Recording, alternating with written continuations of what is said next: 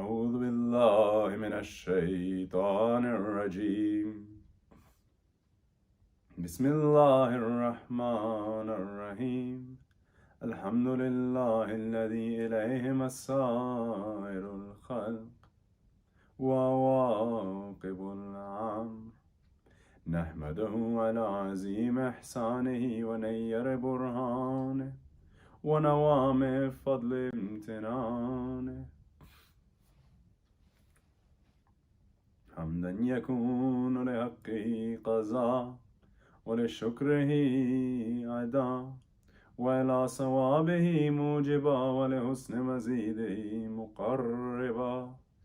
الصلاة والسلام على سيد الأنبياء والمرسلين، خاتم النبيين، شفيع المذنبين، راحة للعاشقين والمراد المشتاقين، شمس العارفين والسراج السالقين، نبيه مصباح والعلم، صاحب جود والكرم، والله حافظه وجبرائيل خادمه، والبراق مرقبه، سدرة المنتهى مقامه، كاب قوسين، محبوب رب المشرقين والمغربين،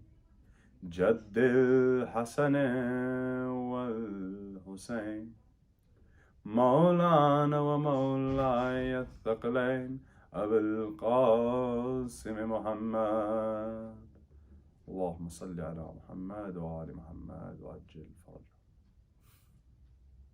ثم الصلاة والسلام على جميع أهل بيته الطيبين الطاهرين المعصومين المنتجبين المنتخبين المظلومين، الذين أذهب الله عنهم الرجس وطهرهم تطهيرا.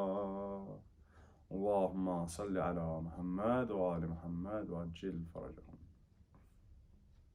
واللعنة الدائمة على أعدائهم، منكر فضائلهم، غاصب حقوقهم، ومراتبهم ومنزلتهم ومقامهم من يومنا هذا إلى قيام يوم الدين.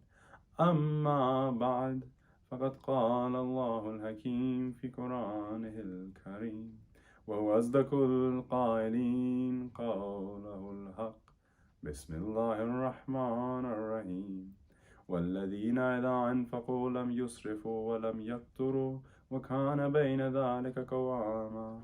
صدق الله العلي العظيم. Looking in at this topic, this subject of balance in our lives, moderation,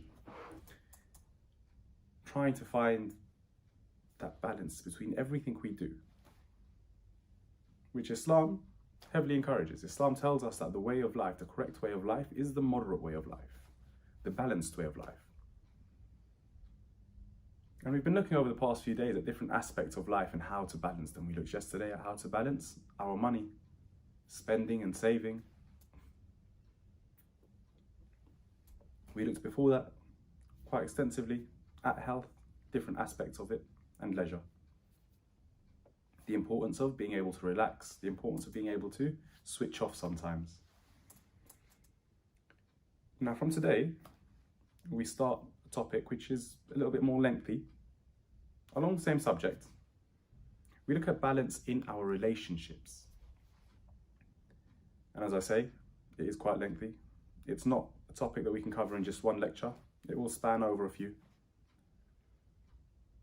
Because of course, we have so many different types of relationships throughout our life. We interact with so many different people on so many different levels. There's a relationship we have with our family, and within our family there's a relationship which differs from your parents to your siblings. That's just your immediate family. And then of course, as you grow older, you have your own family in the sense of a wife, kids. Then apart from that, you have your extended family, your cousins, your uncles, your aunties, your nephews, your nieces, grandparents and grandchildren. There we have our family, and there's so many different nuances and different types of relations just within your family. And then after that, you come towards your friends. Now, when it comes to friends, you've got your friends, your close friends, your acquaintances. You've got the people you really trust, the people you spend time with, but you don't have that level of trust or that level of closeness with them. And then after that, you have your community, something we are very blessed to have, a strong, close, together community. See, all these different types of relationships, they beg and they demand different levels of attention and care. See, what I give to my parents, I won't be giving to somebody in the community. Or I wouldn't be expected to, at least. Apart from that, what I give to my friends may be the same as what I give to my siblings, although my siblings have a greater right. Today, I want to focus purely on our parents. Over the coming few days, we'll look at some of the other relations that we have in life, the different levels of relation. And when we look at moderation within our relationships, what we're really looking at, what we're really trying to understand and establish is what we give and what we receive. The two-way street. Because to have a relationship with somebody, to uphold a relationship with somebody, it's not easy, no. It requires you to give things. It requires you to support people, to help people, to be there for them. In different ways, however you can be that financially, emotionally, morally, however it is. We're expected to give in relationships. But at the same time, we should expect to receive as well. We should expect that where I give something, where I support somebody, where I help somebody in my time of need, I can expect that in whatever way they can, they will also support me. That's how a relationship works. And that balance is what we're trying to find. How much do I give? How much do I get? And like I say, today we want to focus on parents. Now, when we look at the matter of our parents, of course, there's no priority in terms of the relationships we have with people around us. There's no priority given greater to anyone than your parents. And even within them, to your mother. Now, for your parents, it is said, even in the Quran, Bismillah ar-Rahman ar-Rahim, wa bil walidayni ihsana. That's in Surah Bani Israel. And do good to your parents. Be good to your parents. Be kind to them, according to some translations. See, our parents hold a very high status. And amongst our parents, our mothers especially, hold a very grand status. They hold a status that nobody else within the relationships that we hold, of course, barring the Imams and the Prophets and the Ahlul Bayt alayhimus salam, nobody else holds that kind of a relationship. Nobody else holds that kind of a right over you. You have so much responsibility to your mother that you do not have that level of responsibility to anybody else. And if we want to look at, the rights of any individual, we're very blessed to have the treaties of rights as set out by Imam Zayn al-Abidin, Ali ibn Hussaini alayhi salam. Now, Imam Zayn al-Abidin, in his treaties of rights, he dedicates a portion to the mother, your mother. A mother's rights over her child. So, what a child has to do for their mother. The very first thing he speaks about is to acknowledge what your mother has given and granted to you. Of course, the favors of our mother upon us are so much, so grand, so great. We can't actually count those blessings. But there's a few that he mentions, a few that he speaks of, which are beautiful. And I want to relay those to you. As he says in his treatise of rights, he says that your mother, and he says to remember this, always remember this, that your mother carried you where no one could carry you. He says she fed you with the fruit of her heart, which nobody gives to one another. He says she protected you with her hearing and her sight. He says she protected you with her hearing and her sight, her hands and her legs, her hair and her skin, and all her other organs. He then goes on to remind us of the pain that our mothers go through. The pain of pregnancy, the pain of childbirth, the pain of raising a child. For a lot of parents, especially for a lot of mothers, raising a child has difficulties that we can't imagine. Not in the sense that my child isn't listening to me or that my child isn't doing what I want him to do, no. In the sense that once you have a child, once you've brought a child into this world, after 9 months of pregnancy, going through the pains of labor and childbirth, then that child, the preciousness of that child, the love that you have for that child, it comes with a fear. It comes with an anxiety, a constant worry. And we see it a lot, even as we grow older. Our mothers, they constantly worry about us. They constantly fear over our safety, over our success. See, we say that mothers want what's best for us, and it's true. And that's a two-faceted feeling. There's two reasons our mothers want what's best for us. One, they love us so much, they only want goodness for us. And two, they have so much fear in their hearts that this child that they love will get hurt, will be unsuccessful, will not be able to make it in the world, will struggle, will... Us facing trials and tribulations, us facing our own pain, it's pain for our mothers as well.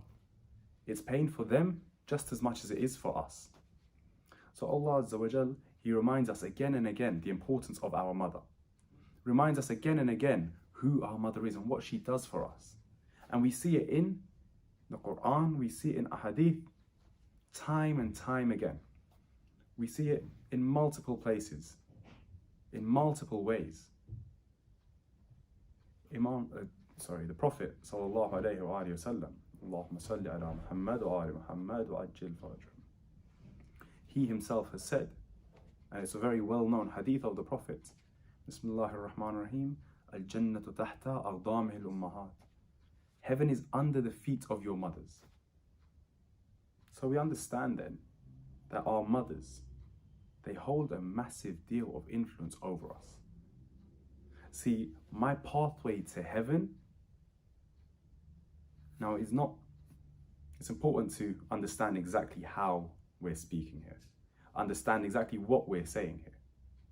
See, when I say that Al-Jannatu tahta aqdamil ummahat, it doesn't mean that only and only pleasing my mother gets me to heaven. No, of course, there are other things, other decrees of Allah Azza wa Jal, other practices and beliefs that He's told us that we have to adopt in order to be able to be admitted into heaven. But one of the barriers that we have to cross to get into heaven is to have our mothers be pleased with us. It's to have our mothers be happy with us, who we are as people, who we are as sons. We understand that the pathway to heaven is a pathway that requires you to cross that hurdle. And I say hurdle, but it's not very difficult to keep your mother pleased with you. You see, when you love something so much, it becomes very difficult to take out the bad points. It becomes very difficult to see the issues and the defects and the flaws. See, when you love something so much, even when it does go wrong, even when it doesn't work out rather, you still have love for it. Quite interesting, a small scale example, nothing like the love between a mother and her son. But my old car, I worked hard for it, I struggled to buy it, and when I did, I loved that car. I really did. And when I tell you the number of times that car broke down on me, the number of times I got hit with a massive bill because of the car, I had to fix this and that and God knows what. From the moment I bought it to the moment I sold it, there was always something that needed doing. See, it would have been very easy to become impatient with the car, to think this isn't worth it, to get to a point where you just don't like it anymore. But honestly, because I'd worked hard for it, because I I had that love for my car, which is odd, but I did. I had that kind of love for my car. And so despite all its defects and its faults and its problems, as much as everyone used to tell me, oh, this car's terrible, this car's constantly breaking down, it's constantly costing you money, despite all of that, I still liked it. It was still my car. Something I'd worked hard for. I'd struggled, I'd earned my money, and I bought the car. Especially in London, owning a car, not easy. Buying one, not so bad. Owning one, keeping one, not easy at all. And that was a little bit of work that I put in. Saving a bit of money. I bought it when I was 17 with a minor job. Had a little part-time job and I didn't have any real expenses. So I saved up a little bit and I bought a car. I loved it because I put in that little bit of work. Now imagine for 9 months, a mother carrying the weight of a child, her body changing completely. Pains that us guys, we can't imagine.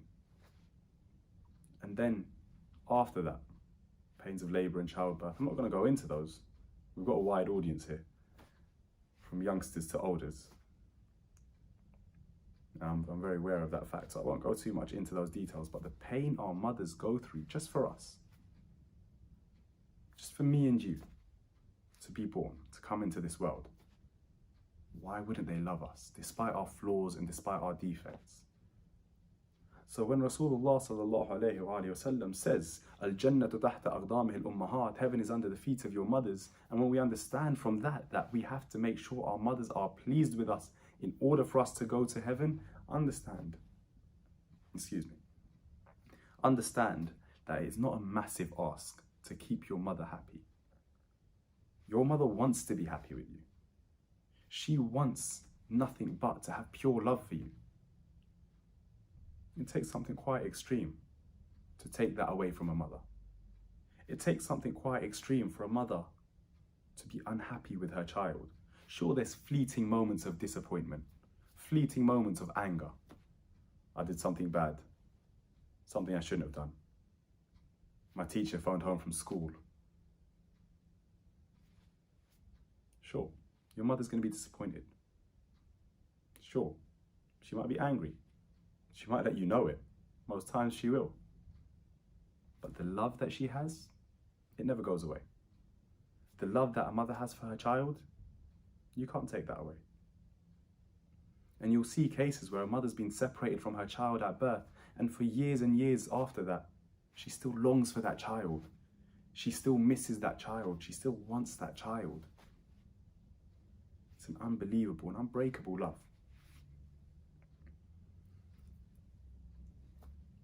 Then of course, we have the hadith, just bang, an eye on time. We of course have the hadith where a man once came to Prophet Muhammad sallallahu alayhi wa sallam, and he says to him, Ya Rasulullah, who should I obey more? Who should I obey first in life? Rasulullah says, your mother. He says, and then who? Again, Rasulullah says, your mother. He asked Rasulullah a third time. The third time Rasulullah still says your mother. After that, your father. Look at the priority that a mother is given. Look at the importance of your mother. In a moment we're going to go on and look at the importance of our fathers. In a moment we're going to move forward and look at how important your father is. See, when you put the two of them together, side by side, it can seem like your fathers are not that important and your mother is everything. No. What we have to realize is our fathers have such a high level of importance, but our mothers are so much higher even still. But of course, your parents, both the father figure and the motherly figure, paternal and maternal figures, they both have their place and value. And for those of us, as I'm here, it's worth saying, for those of us who still have our parents, we should be ever grateful, ever thankful. Because we know, Allah Azza wa Jal has told us, time and time again, كُلُّ نَفْسٍ ذَائِقَةُ الْمَوْتِ. Every soul shall taste death. Unfortunately, as much as we might not want to think about it, there will be a time where our parents won't be around anymore. They won't be with us anymore. For a lot of people, that's already a reality. That's already a struggle they live with. It's already a loss that they have to bear. It doesn't matter what age you lose your parents at, young or old. It's always, always a tragedy. It's always one of the biggest trials of your life. So just take a moment, just to be thankful, just to show a little bit of love for your parents.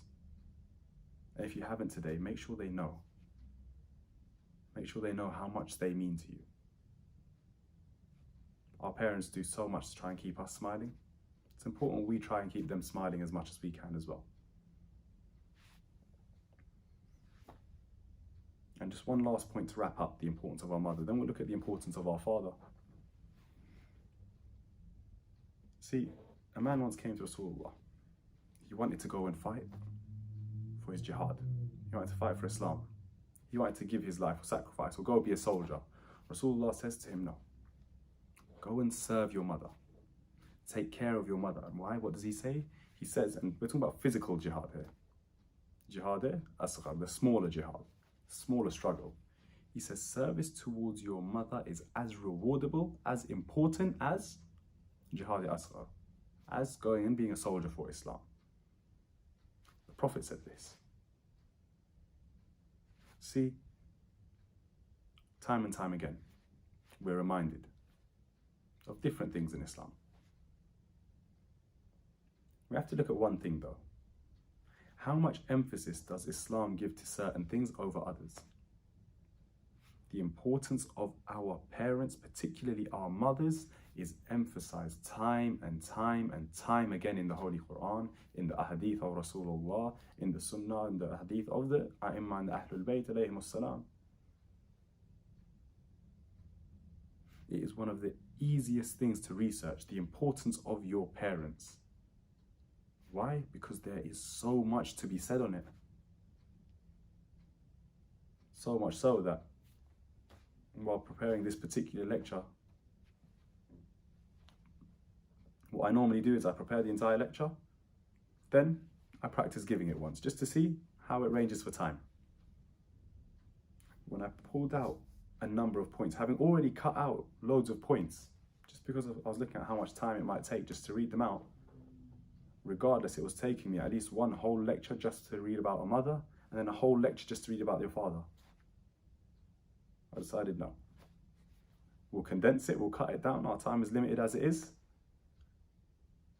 So, these are just a few points. A few minor points about the importance of your mother, who she is, what she does for us. And just one more time, I'll repeat the words of Imam Sajjad alayhi salam, just to hammer it home, just to remind us once more. He says, your mother carried you where no one could carry you. She fed you with the fruit of her heart, which nobody can feed anyone else with, which nobody does feed anyone else with. He says she protected you with her hearing and her sight, her hands and her legs, her hair and her skin and all her other organs. And then we go through the bodily change. We look at the bodily changes and the pains that a mother goes through just for us. Those kind of pains and sacrifices that nobody makes for anybody other than their own children. If I speak this much about mothers, then the fathers are going to start getting restless. They're going to start wondering when it's their turn.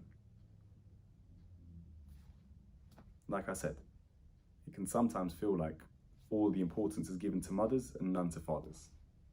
When in reality, our fathers are massively important. It's just the magnitude of how important our mothers are that sometimes overshadows that. But Imam Sajjad, he says about our fathers, he says, again, to acknowledge your fathers as the root cause of your existence. And he uses a beautiful example. The example he uses of the relationship between a son and his father, or a child and their father, is the relationship of that between a root and the branch. He says, think of yourself as the branch and your father is your roots. The branch of a tree and your father is the roots of the tree. And if you actually look at that analogy, actually look at what Mawla Sajjad, Imam Ali ibn Hussaini is saying. See, look at how a tree works. See, in the beginning, It's just the roots. The roots take the minerals from the soil, they take the nutrients, they feed it to the rest of the tree. The rest of the tree grows, the branches span out. As the branches span out, then they develop leaves, they develop foliage, whatever it is. And that takes nutrients from the sunlight. It takes nutrients from the sunlight and then does what? It feeds it back to the rest of the tree. That's the relationship between a father and the son. The father never stops taking from the roots, from the soil around him, to try and feed the tree, to try and feed his son and his family. At the same time, when they are capable, the branch, that father's children, there's responsibility upon them to continue taking care of their father, just as their father's taking care of them. There's a responsibility for that stream to remain open between both. And there will come a time where your father may not be able to help you as much as you wish, as much as he once could. There will come a time where your parents will rely on you more than you rely on them. Of course, you've relied on them a lot in your life, but at that moment, they need you more than you need them. And oftentimes, when that happens, a lot of people, they sense a kind of pride, a kind of arrogance, or at the very least, they feel like they've got a burden on them. The burden of their parents. Na'udhu. Our parents are never a burden. But khair, some people get that feeling. They get the feeling that, I work hard, I earn my money, and I have to take care of my parents. I have to spend my money on my parents. I have to give my time to my parents. See, for this, Imam Sajjad says, just remember one thing. To make sure you never get that feeling, just remember one thing. Every good characteristic you find within yourself, whenever you feel proud of yourself for something, just remember, I'm a reflection of my father. So if I find something good within me, something I'm pleased with myself about, just look back to your father and you'll see that that's where you got it from. Your good traits, your good characteristics, your talents, your abilities, they come to you through your father. The root cause of your existence. And I can say that with a fair bit of certainty. Alhamdulillah, I have the ability to speak publicly, to speak in a public domain in front of people, as I'm doing right now, albeit just in front of a camera. But like these majalis, I'm able to come in front of people and speak without getting nervous. My father did that for about 20, 30 years before I was born. I get that from my dad. My sense of humor, I get that from my dad. The things I love, I get that from my dad. Albeit he's not as much of a fan of football as I am, but still, he enjoys his sports. See, when we say the root cause of our existence is our father, it means we take a lot from him as well. It means we get a lot from him as well. Now, when a man asked Imam Ja'far Sadiq alayhi salam about service for your parents, how to take care of their parents. In fact, the particular question, the very specific question, was that a man came to the Imam and he said, "Ya Imam, my father's grown very old. He cannot go to the restroom himself. He requires my help to relieve himself, shall we say." Imam Ja'far Sadiq, he then asked the Imam, he's like, "Should I do this? Should I help him with that?" Imam Ja'far Sadiq says to him, "Do so. And feed him with your own two hands. And if you do so, then your reward will be in heaven, in the afterlife." See, we see it time and time again for our mothers. Al-Jannatu tahta aqdami al-ummahat is one of the most well-known ahadith. Heaven is under the feet of your mothers. We hear it time and time again. We relate heaven with our mothers a lot. Here, Imam Ja'far Sadiq alayhi salam is telling us, he's reminding us, look, your mothers are important, khair, yes, but heaven also requires the service of your parents. The extra reward you get in heaven comes from your father as well. We can't neglect our fathers. We can't leave them behind or push them to one side or let them be forgotten. We have to remember, we have a duty to them. We owe them a lot as well. See, our fathers, oftentimes, even more so than our mothers, they'll struggle a great deal with a great number of things, but they struggle in silence. Our mothers, of course, they do struggle. They have their own struggles, their own difficulties. But our fathers, they can often struggle, and that struggle becomes so lonely. Because which father wants to tell his son about all the things that are going through his head, all the things that are going through his mind, the difficulties? Which father wants to let his daughter see him in a vulnerable position? Because when we struggle, when we go through trials and tribulations, it puts us in a vulnerable position. That's why often we don't want people knowing about it. That's why quite often we keep it to ourselves, we bottle it up. For one reason or another, we don't want to let people know. Why? Because it makes us vulnerable. And now we can often worry, and we do often think about, especially when we look at young people like my age, in their 20s, or generally speaking, after sixth form, we often focus massively on the mental health issues that we go through during that age, during that phase. We look at the stresses and the anxieties that come upon us in those ages. Stresses of work or school, grades, university, assignments, deadlines. These stresses are there and they're very real. At the same time, a lot of us have pressure from our families to do well, adding to the stress that we already have. At the same time, a lot of us feel like we can't really talk to a lot of people about what's worrying us. We feel quite cut off from society. Leaves us feeling isolated, leaves us feeling alone. Now imagine the stress of having to run a household, take care of your wife, take care of your children, take care of your family, as in your brothers, sisters, parents, grandparents, uncles, aunties. The weight of expectation upon a father for his children to do well.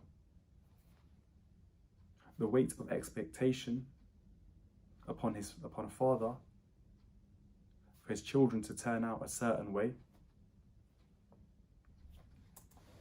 See, whether we agree with those expectations or not,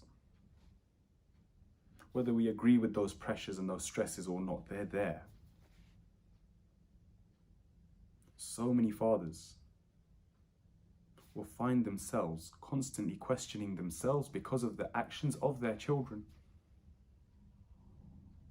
So many parents will often find themselves worrying about what they did wrong when something their child has done does not line up with what they had hoped for, what they wished. It's a feeling of personal shame and guilt, a feeling of personal grief, which we often overlook, we don't realize. And like I say, whether or not we agree with those pressures and those stresses that are put upon parents by external factors and forces, the fact of the matter is, our parents feel those, in particular our fathers. The levels of stress and pain and difficulty that our fathers go through, we overlook it so much. And sometimes we can even see it. Sometimes we realize it. As you grow older, you start to notice these things. You start to realize these things, and you can see it in your parents, and it hurts us because we can't always help them, or at least that's how it feels. But until you take steps to get closer to your parents, until you take steps to open that conversation with them, it will always, always seem like it's impossible to talk to them about your issues and about their issues. We started off today's majlis with what? The understanding that a relationship is a two-way street. If I give, I can get. If I get, I should give. Remember, when you talk to your parents about your problems, it doesn't mean they have no issues of their own. And who does a parent feel more safe and comfortable around than that very child who they've put their whole life into? Sure, it may take time. It may be very, very difficult to get your parents to open up to you about their own stresses and problems and worries. But until you start knocking on that door won't open. So make a start. Try your best. And I'll leave you with just one thought. Imam Ja'far Sadiq, alayhi salam, he tells us that even if your parents did not complete their rights over you, even if they have not carried out their duties towards you, if you look at your parents with hatred, with anger in your eyes, Allah Azza wa Jal will not accept your du'as. And it's narrated by Imam Ja'far Sadiq alayhi salam. Our relationship with our Lord is heavily dependent on our relationship with our parents. Our relationship with our religion is very, very heavily dependent on our relationship with the parents who brought us into this world and who, for many of us, gave us that religion. A lot of us inherited our Islam from our parents. You have to remember, A, go out and look for your Islam yourself. Again, find it again if you need to. But at the same time, don't ever forget those parents who gave you so much, including, for many of us, our religion.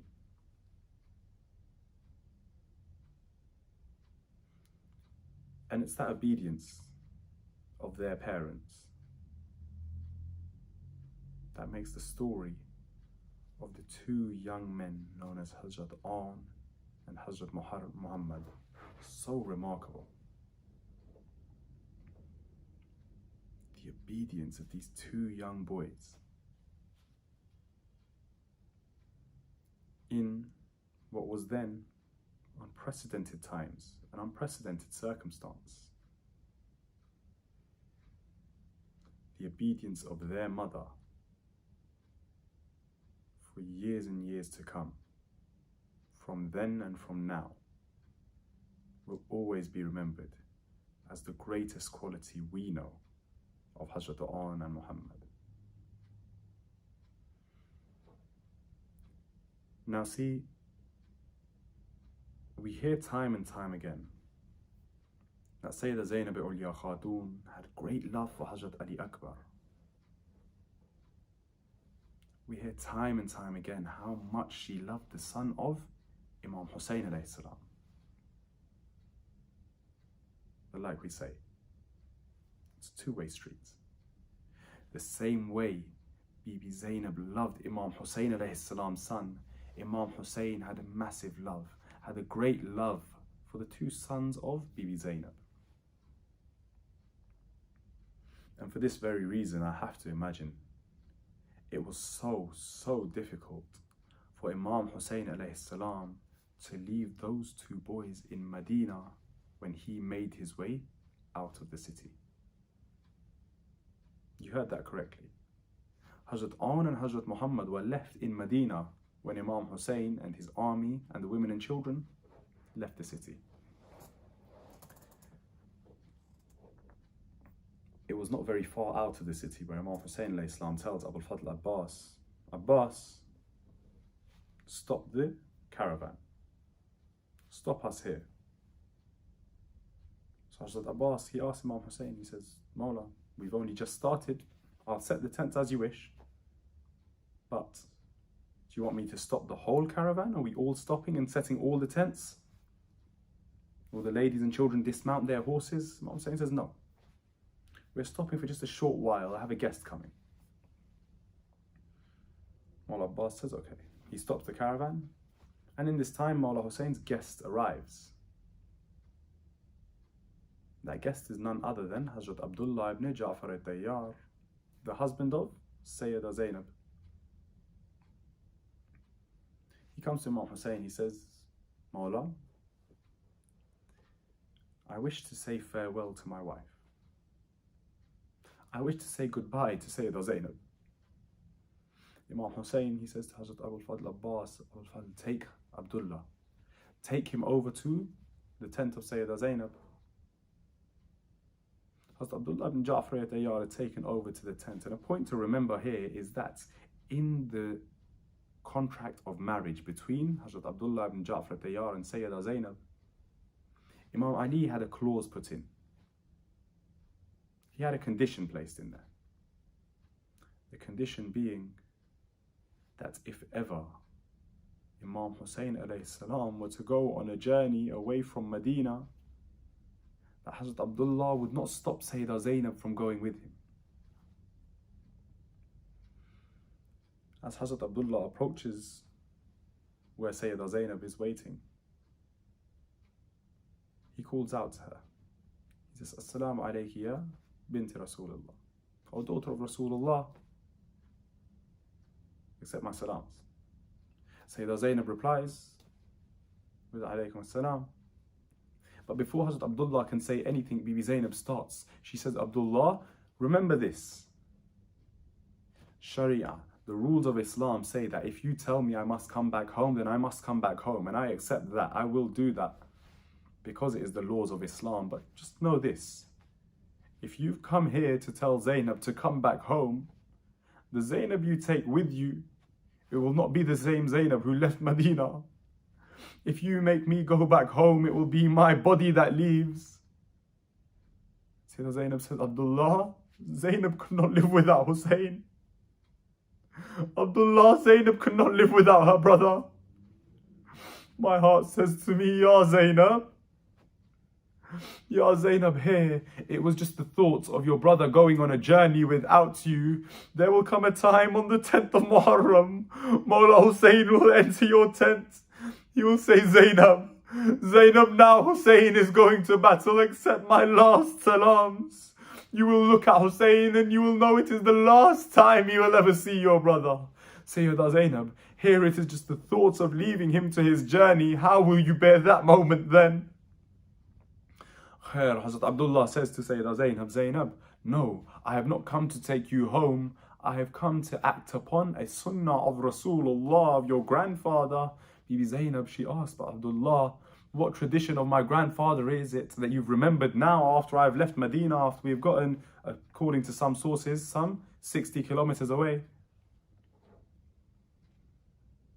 Hazrat Abdullah looks at Sayyida Zainab and he says, Zainab, your grandfather Rasulullah says, before you leave the house for any kind of a journey, particularly a long and arduous journey, always take out some form of sadaqah before you go.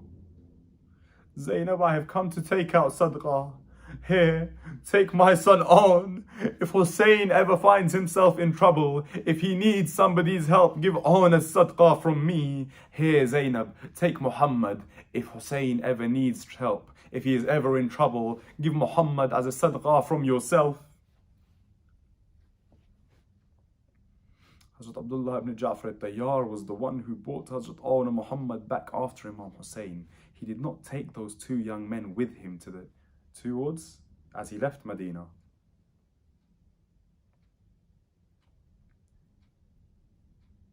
As the days went on, we reached 9th Muharram, the nights before the battle. Mawla Hussein, he's going one by one to each tent, just to see what the women are telling their loved ones, just to see what is being said amongst his camps. As he approaches the tent of Sayyida Zainab, what does he see? Sayyida Zainab is sat on the floor. In front of her is On. In front of her is Muhammad. She is telling her two young sons, look, You are the grandsons of Ja'far al-Tayyar and Haydar al-Karrar, two of the greatest warriors that Arabia has ever seen. Remember, tomorrow when you go out to battle, you are representing your two grandfathers. Sayyidah Zainab says, it's written in the narrations, she said to her two young soldiers, she says to them, when you go out into the battlefield, I do not want people to see you and think, look, these are the grandchildren of Haydar al-Karrar and Ja'far al-Tayyar. No, when you go out into the battlefield, I want the armies to run screaming, look, Ali ibn Abi Talib has descended upon Karbala. Look, Ja'far al-Tayyar has come into the battlefield himself. This is how I want you to fight. This is how I want you to give your life. But remember one thing as you go. Remember one thing as you fight. She says, I know you are the grandchildren of Haydar al-Karrar. I know you are the grandchildren of Ja'far al-Tayyar. I have no doubt that as you fight, as you sweep through the ranks of the army, together you will reach the river Furat. But my sons, my children, just remember, for as long as Ali Asghar is thirsty, your mother does not give you permission to drink any water. Your mother does not allow you to quench your thirst while the children of Hussain are still thirsty. The day of Ashura comes. Sayyidah Zainab has said to Imam Hussain, Hussain, my brother, let my two children go into the battlefield first. Let them give their lives first. Mawla Hussain says, no, Zainab, they will wait their turn. They will give their lives, but it will be in time. It will be in turn. The time comes when Mawla Hussain approaches the tent of Sayyidah Zainab. He approaches the tent of his sister and he says to her, Zainab, prepare your two children. The time has come for you to say your final farewells. The time has come for Awn and Muhammad to give their sacrifice. Sayyidah Zainab looks at Mawla Hussain. She says, Hussain, my brother, it is my wish that you prepare these two young men for the battlefield. Mawla Hussain, he gives them their armor, he gives them their sword, he prepares them, he gets them ready for battle. He then brings them forward to Sayyidah Zainab. He says, Zainab, say your final farewells. Zainab, say goodbye to your two sons. Sayyidah Zainab, she looks at her two young boys. She looks at Mawla Hussain. She says, my brother. She says, Hussain, no, not like this. They will not go out to battle like this. What does she do? She turns behind her. There is a small trunk. She opens the trunk and pulls out two imamas. She places one in front of Awn and one in front of Muhammad. She says, these are the imamas of your grandfathers. Hussain, place the imama of Ja'far al-Tayyar upon the head of my son. Place the imama of Ali ibn Abi Talib upon the head of my son. These two young men, they don the imamas, the helmets, the turbans of their grandfathers, great warriors of their time. They get ready for battle. They mount their horses. They go out towards the battlefield. For as long as they are together, for as long as they are with one another, these two children, they defeat the armies as they come. They send many of Yazid's soldiers to hell. At one point, Awn looks over at Muhammad and he says, brother. He looks over and he says, Muhammad, look how many we have defeated together. Look, if I go one way and you go the other way, we can defeat the two armies. I will take Maymana, you take Maysarah. We will defeat the two and then we will meet in the middle. As we meet in the middle, we will take the heads of Shumar and Umar ibn Sa'ad. The two young men, full of energy, full of excitement. They see their opportunity. As they split up, the armies come between them. They circle the two young men. They fight and they fight. At one point, a voice is heard. Muhammad! Muhammad, come and help me. I have fallen from my horse. Muhammad looks around for his brother. As he looks around for his brother, a sword strikes Muhammad. Muhammad falls from his horse. A voice is heard through Karbala. A small child's voice is heard. Uncle Hussain, come and help us. Come and help us, we have fallen. Mawla Hussain, he rides out towards the battlefield. He is looking for his nephews. At one point, he sees one body lying on the floor. Lifeless, The life has been given. The sacrifice has been made. Next to the body is his brother, crying and weeping, blood pouring from his mouth and from his wounds, leaving his last breaths. Mawla Hussain, he drops himself towards the bodies. He takes the two young men in his arms. The one who is alive, he has understood it may have been Muhammad. Hazrat Muhammad looks up at Mawla Hussain. He says, Mawla Hussain, Uncle Hussain, I have just one thing to ask of you. Mawla Hussain, he says to him, my lal, my son, tell me, what is it? What do you wish from me? Hazrat Muhammad looks at him and says, last night our mother said to us, I know you will reach the Furat, but whatever you do while Asghar is thirsty, do not drink any water. Uncle Hussain, tell our mother she can be proud of her two children. We reached the river Furat. We stood in front of the water. We turned our backs. We knew your Asghar is still thirsty. This was the obedience of those two children. Just a few more words of Masa'ib. Just a few more words and then I will leave you. Mawla Hussain brings the two bodies back towards the tents. He lays them down in front of the tents. The women and the children gather around. They start crying, they start weeping. But as they see Mawla Hussain, he's standing there. He looks to his right, he looks to his left. He looks in front of him, he looks behind him. And then he calls out, where is my sister Zainab? I do not see her amongst the women and children. Where is Zainab? Sayyidah Zainab is standing in the corner of the tent. She is in sajda. She is thanking Allah Azza wa Jal for accepting her sacrifice. Mawla Hussain says to her, Zainab, come, see your two young boys. See your two young children. Sayyidah Zainab comes. She sits between the two. She sits between her two sons. She places one hand on the chest of On. She places one hand on the chest of Muhammad.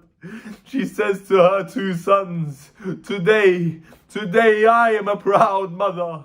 My children have given their lives. Yes, just a few more lines on my side.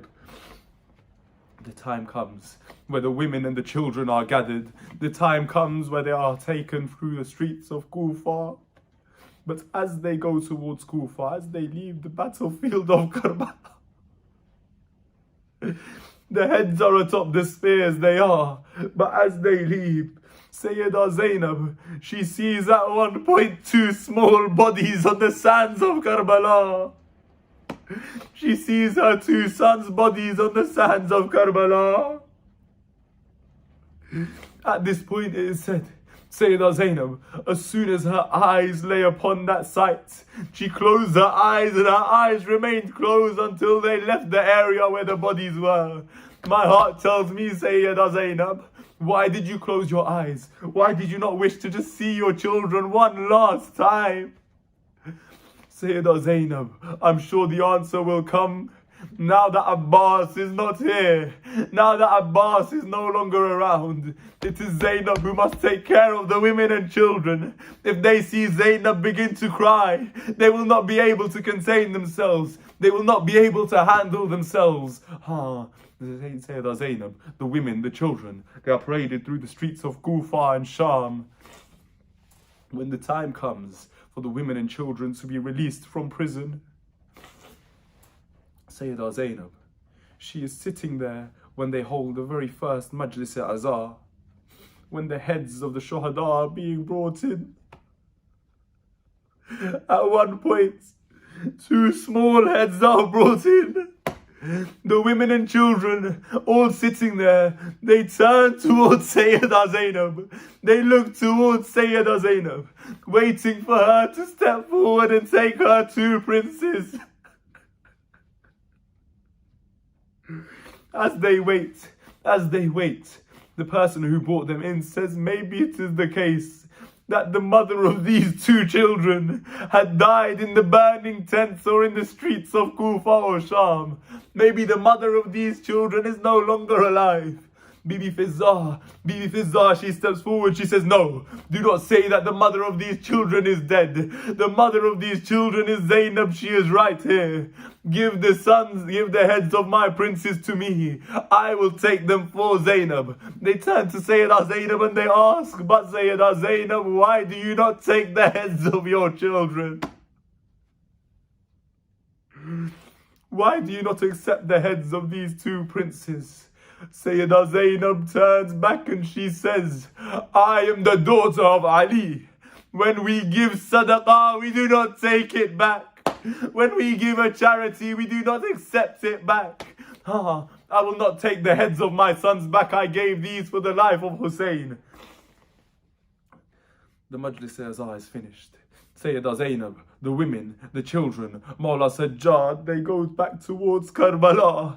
When they go to Karbala, Sayyidah Zainab, she cries at the grave of Imam Hussein. She cries at the grave of Abul Fadl Abbas. She cries of Ali Akbar and Ali Asghar and Qasim. She cries for Habib and Hurr and John. But you do not see Sayyidah Zainab crying over Anna Muhammad. When they return to Medina, she sits by the grave of the Prophet. She tells them what happened to Mawla Hussein. She then goes to Baqiyah. She sits by the mark of Sayyidah Zahra. She sits by the maqam of Sayyidah Zahra. At this point, Sayyidah Zainab takes out a kurta. She takes out a top. She places it upon the grave of Sayyidah Zahra. It is narrated, it is written that at this point, when she places the kurta of Imam Hussein over the grave of Sayyidah Zahra, the grave begins to tremble. The ground in Jannat al-Baqi begins to shake. She calls out, Mother Zahra, Ya Zahra, this is simply the kurta of Hussein. I have placed it upon the grave and you could not bear it. But Mother Zahra, ask me. It was atop a hill I was standing. 70 feet away was Hussein. On top of his chest was Shimmer. From there, Sayyidah Zainab, she goes to the house of Imam Zayn al-Abidin. She spends some days there. According to some narrations, she asks Imam Zayn al-Abidin, Sajjad, will you let me stay in your house now? Will you leave me a room where I can stay here? But after some time, after a small while, Hazrat Abdullah ibn Ja'far al-Tayyar, the husband of Sayyidah Zainab, he sends somebody to call Bibi Zainab back to her own house. He sends somebody to call her back to her own house. As she is brought back, she comes closer and closer to the house. As she stands in front of the house, her heart begins to tremble, her lips begin to shake, tears fill up in her eyes as Sayyidah Zainab's heart breaks once more. As she steps inside the house, she sees a room. Inside the room, she sees two small musallas laid out. She sees two small prayer mats on the floor. She turns towards Karbala. She calls out to her brother, Ya Hussein, I did not cry over my sons in Karbala, nor in Kufa, nor in Sham. I did not complain to Rasulullah of my sons. I did not cry to Sayyidah Zahra of my sons. But Hussein, I am a mother after all. Today give me permission. Let me cry over my own and my Muhammad. She turns back to the two prayer mats. She takes them and holds them against her chest and she calls out, oh, my Muhammad, without you, Zainab does not see life in this house. Without you, Zainab could not stay in this house any longer. Allah la'natullahi ala qawmi az-zalimin. فسيعلم الذين ظلموا أي منقلب ينقلبون.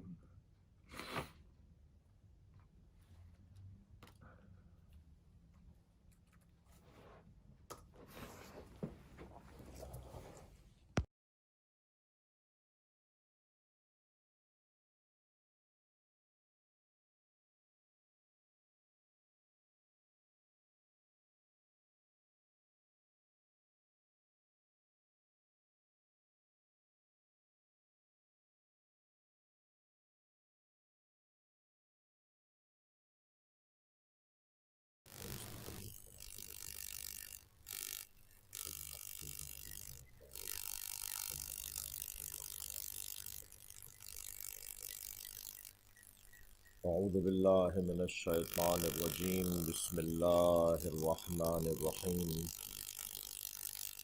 الحمد لله الذي لا يبلغ مدحته القائلون ولا يحصي نعماءه العادون ولا يعدي حقه المجتهدون الذي ليس لصفته حد محدود ولا نعت موجود ولا وقت معدود ولا أجل ممدود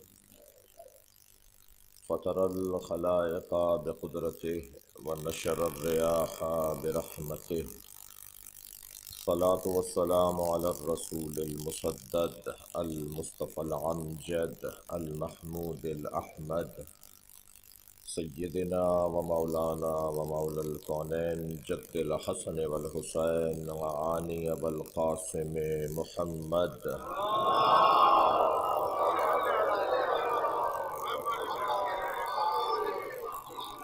وآلہ الطیبین الطاہرین المعصومین الذین قال اللہ انما یرید اللہ لیذہب عنکم الرجس اہل البیت ویطہرکم تطہیرا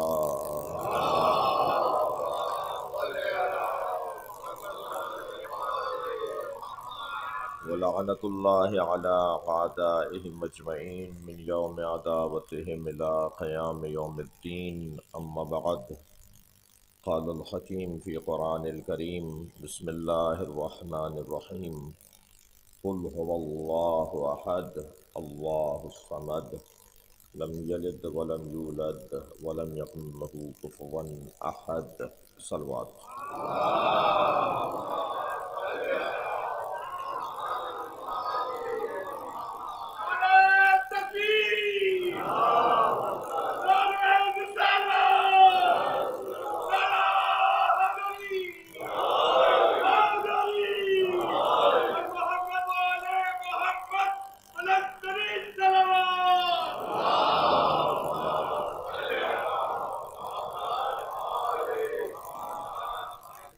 ارشاد حضرت احدیت قل اے میرے حبیب کہہ دیجئے هو اللہ احد وہ اللہ احد ہے اللہ الصمد اللہ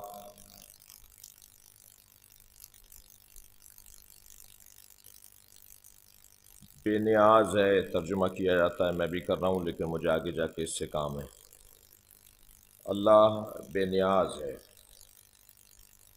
لم یلد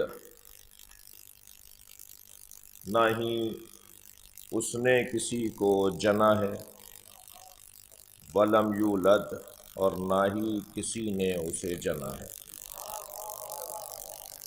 ولم یکن لہو اور نہیں ہے اس کے لیے کفوا احد برابری کی بنیاد پر کوئی بھی صلوات پڑھیں محمد والے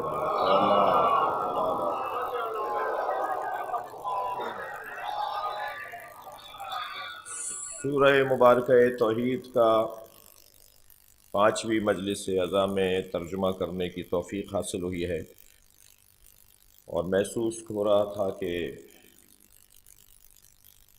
بحث طویل ہونے کا خوف ہے اور اس سورے کو آئندہ سال تک کئی وجوہات کی بنیاد پر منتقل نہیں کرنا چاہیے ایک تو یہ مولا سے کاروبار ہوگا کہ اس سال آدھا چھوڑ رہے ہیں تاکہ زندگی دے دیں اور آئندہ سال اسے مکمل کیا جائے دوسرا جعفری صاحب کو بھی یہ محدود نہ کر دیا جائے کہ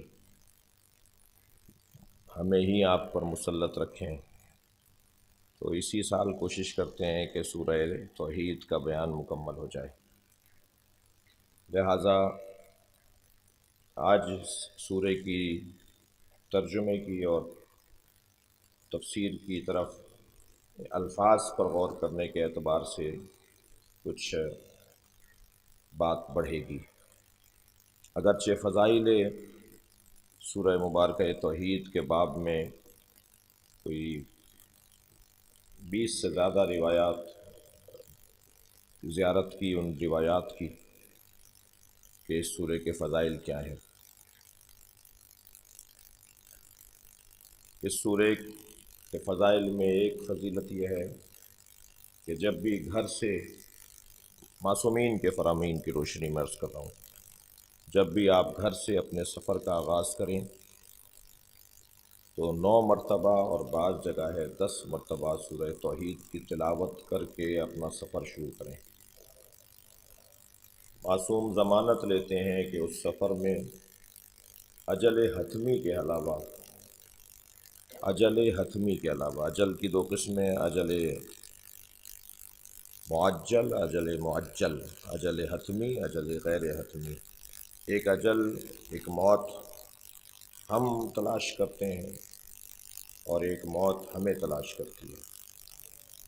جس موت کو ہم ڈھونڈ رہے ہوتے ہیں وہ حادثات، بے توجہی، غفلت، غلطی، اس کی بنیاد پر ہمیں ملتی ہے، اور ایک اجل ہے حتمی جو بہرحال سب کو آنی ہے اور کوئی اس سے بچا ہوا نہیں ہے، اور یہ وہی اجل حتمی ہے کہ جو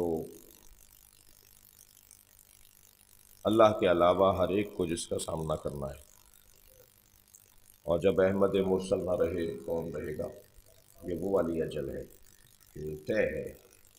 حضرت عیسیٰ کو بھی بہرحال دنیا سے جانا ہے، وہ اور بات ہے کہ ان کی عمر طویل ہو گئی ہے۔ حضرت الیاس، حضرت خضر، حضرت ادریس کو بھی اس دنیا سے جانا ہے، وہ اور بات ہے کہ ان کی عمر طویل ہوئی ہے، اور ان کی عمر طویل اللہ نے کسی کی طویل عمر کی دلیل کے طور پہ رکھی ہے۔ صلوات پڑھیں گے محمد و آل محمد۔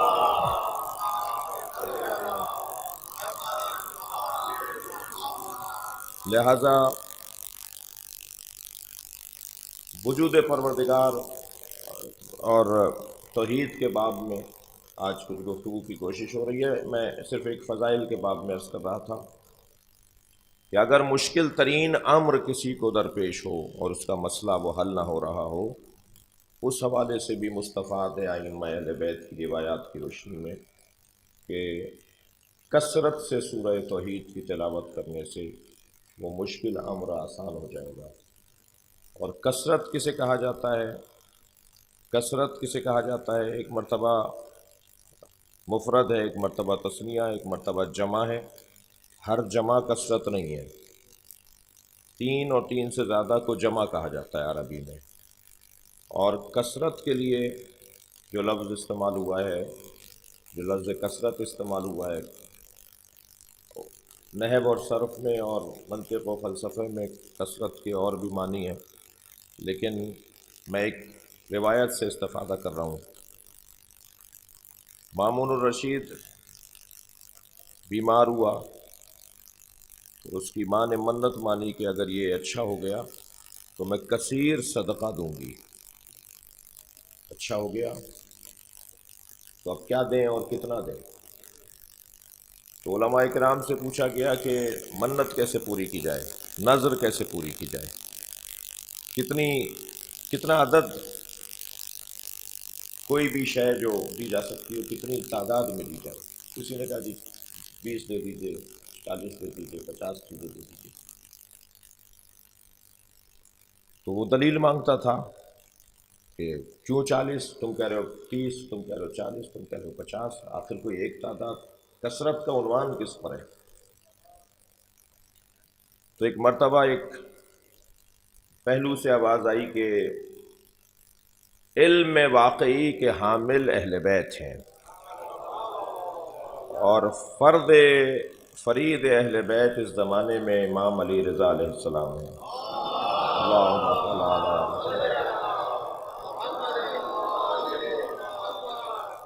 اور بعض میں ہے کہ یہ روایت امام محمد تقی سے ہے۔ پوچھا گیا کہ حضرت سے پوچھا جائے کہ کثیر کسے کہا جاتا ہے، تو حضرت نے فرمایا 80 عدد اللہ کی راہ میں صدقہ کر دو، 80 کا عدد اللہ کی راہ میں صدقہ کر دو۔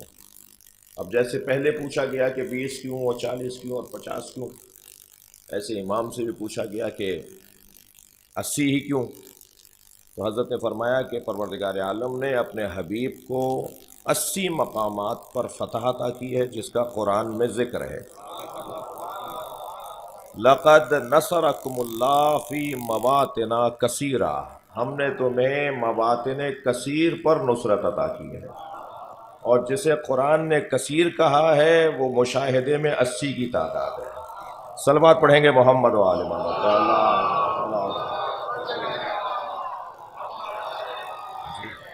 ایک اور بہتر صلوات نبی کی ذات پر۔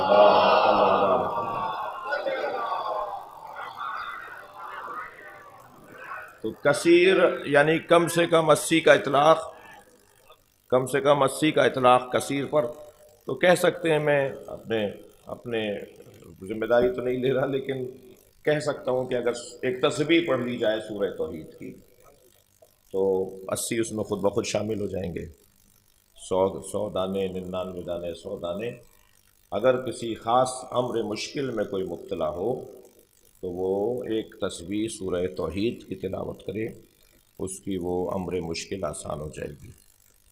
یہ وہ روایات ہیں، یہ وہ ائمہ اہل بیت سے پیغامات ہیں کہ جو سورہ توحید کے فضائل میں بیان ہوئے ہیں۔ عزیزان گرامی، سورہ توحید اللہ کے وحدہ لا شریک ہونے کا سورہ ہے۔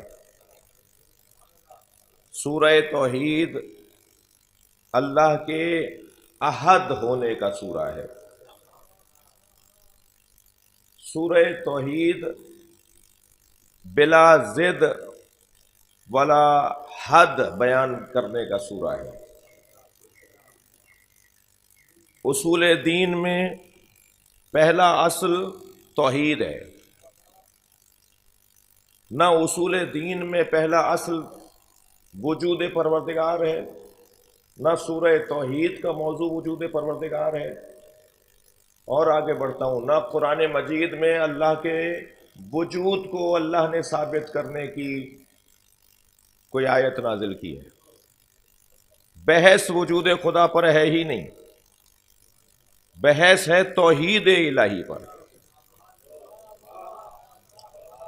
آپ کیونکہ قصداً مجلس سننے کے لیے تشریف فرما ہے، اور میں نے کل ایک جملہ کہا تھا، کسی کو برا نہ لگا ہو، کہ ثواباً تو سبھی شریک ہیں، ہم سب ثواب لینے آئے ہیں، تو اللہ کے وجود پر تو اللہ بات ہی نہیں کر رہا، اللہ ہے اس پر اللہ بات ہی نہیں کر رہا۔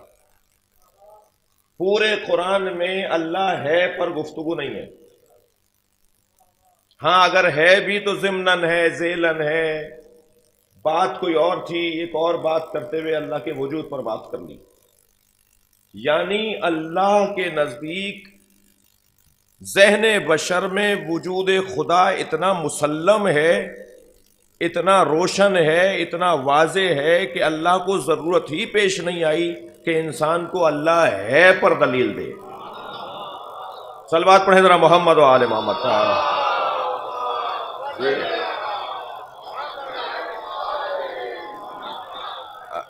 عزیزان گرامی، وجود پر اللہ بحث نہیں کر رہا۔ بہت کہا تو یہ کہہ دیا افی اللہ شکن، قرآن میں بہت کہا تو یہ کہہ دیا، کیا اللہ پہ تمہیں شک ہے؟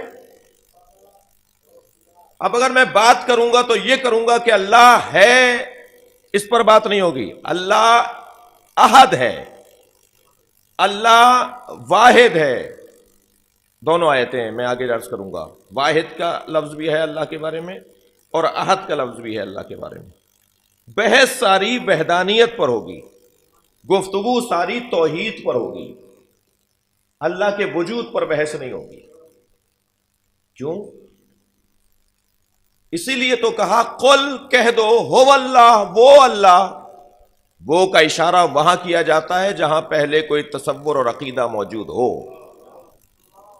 نہیں کہا اللہ نے کہ اللہ کے ہونے پر یہ دلیل ہے اور وہ یہ جو دلیلیں رکھتا ہے وہ وحدہ لا شریک ہے، نہیں، وہ اللہ، وہ۔ اچھا، یہاں قل اور ہوبا اور اللہ اور احد پر مجھے اجازت دیں کہ ہم آئندہ کے دنوں میں بات کریں۔ آج صرف ان بچوں اور کم سن اور ہم سن ساتھیوں کے لیے، بزرگوں سے دعا لینے کے لیے وجود خدا پر کچھ دیر ہم غور کریں، جس پر اللہ نے آیت ہی نازل نہیں کی۔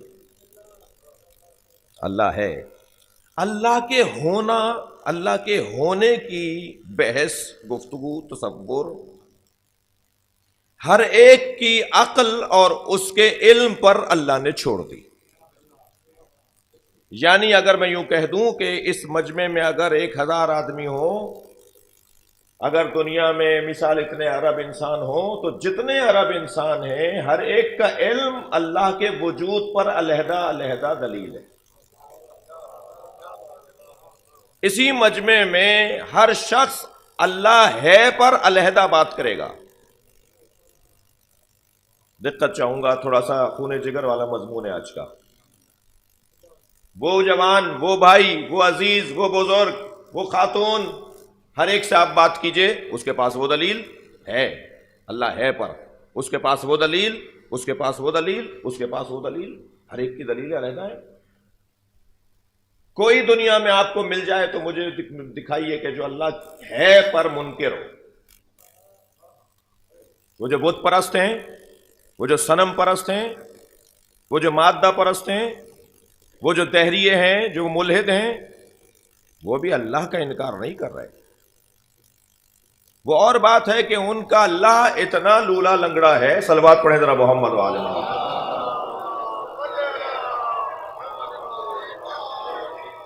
کہ بہت دیر آپ اور میری چھوٹی اور معمولی دلیلوں کے آگے بھی ٹک نہیں پاتا۔ میں جب اسے رد کرنا چاہوں، آپ جب اسے رد کرنا چاہیں، تو ہماری دلیلوں پر ان کا اللہ گر پڑتا ہے۔ کوئی گھبرانے کی ضرورت نہیں ہے، کوئی لفظ میں نے ایسا نہیں کہا۔ یہ وہی انہی اللہ کے بارے میں لولا لنگڑا میں نے کہا ہے جنہیں علی بن ابی طالب ایک اشارے سے گراتے رہے ہیں۔ صلوات پڑھیں گے محمد و آل محمد پر، جن کی بیساکھیوں کے بارے میں یہ تصور کر لیں میرے کم سن ساتھی، وہ ایسے لولے لنگڑے اللہ، وہ صنموں کی صورت میں، وہ درختوں کی صورت میں، وہ ستارے کی صورت میں، وہ چاند کی صورت میں، وہ اپنے ہاتھ سے تراشے ہوئے پتھروں کو مورتیاں بنانے کی صورت میں اتنے لولے لنگڑے ہیں کہ ایک لمحہ نہیں لگتا انہیں گرانے میں۔ یہ سارے الہ جو ہاتھوں کے بنائے ہوئے ہیں، ان میں سب سے بڑا عیب بھی تو یہی ہے، ان کا سب سے بڑا عیب یہی تو ہے کہ یہ بنائے جاتے ہیں تب مانے جاتے ہیں۔ انہیں بنایا جائے گا، تراشا جائے گا، انہیں سنوارا جائے گا، اور پھر انہیں فیکٹریوں میں بنایا جاتا ہے۔ یعنی جو فیکٹری اللہ بناتی ہو، ذرا صلوات پڑھ لیں محمد و آل محمد،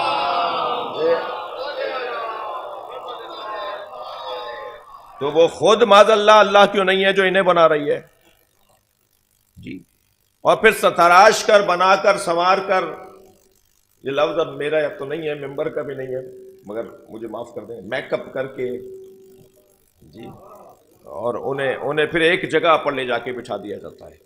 یہ باطل پرستوں کا مزاج پرانا ہے کہ کسی کو سنوار کر کسی اچھی جگہ بٹھا دو، اور کسی کو سنوار کر کسی اچھی جگہ بٹھانے سے کوئی بیٹھنے والا نہیں ہوتا۔ صلوات پڑھیں گے محمد و آل محمد پر۔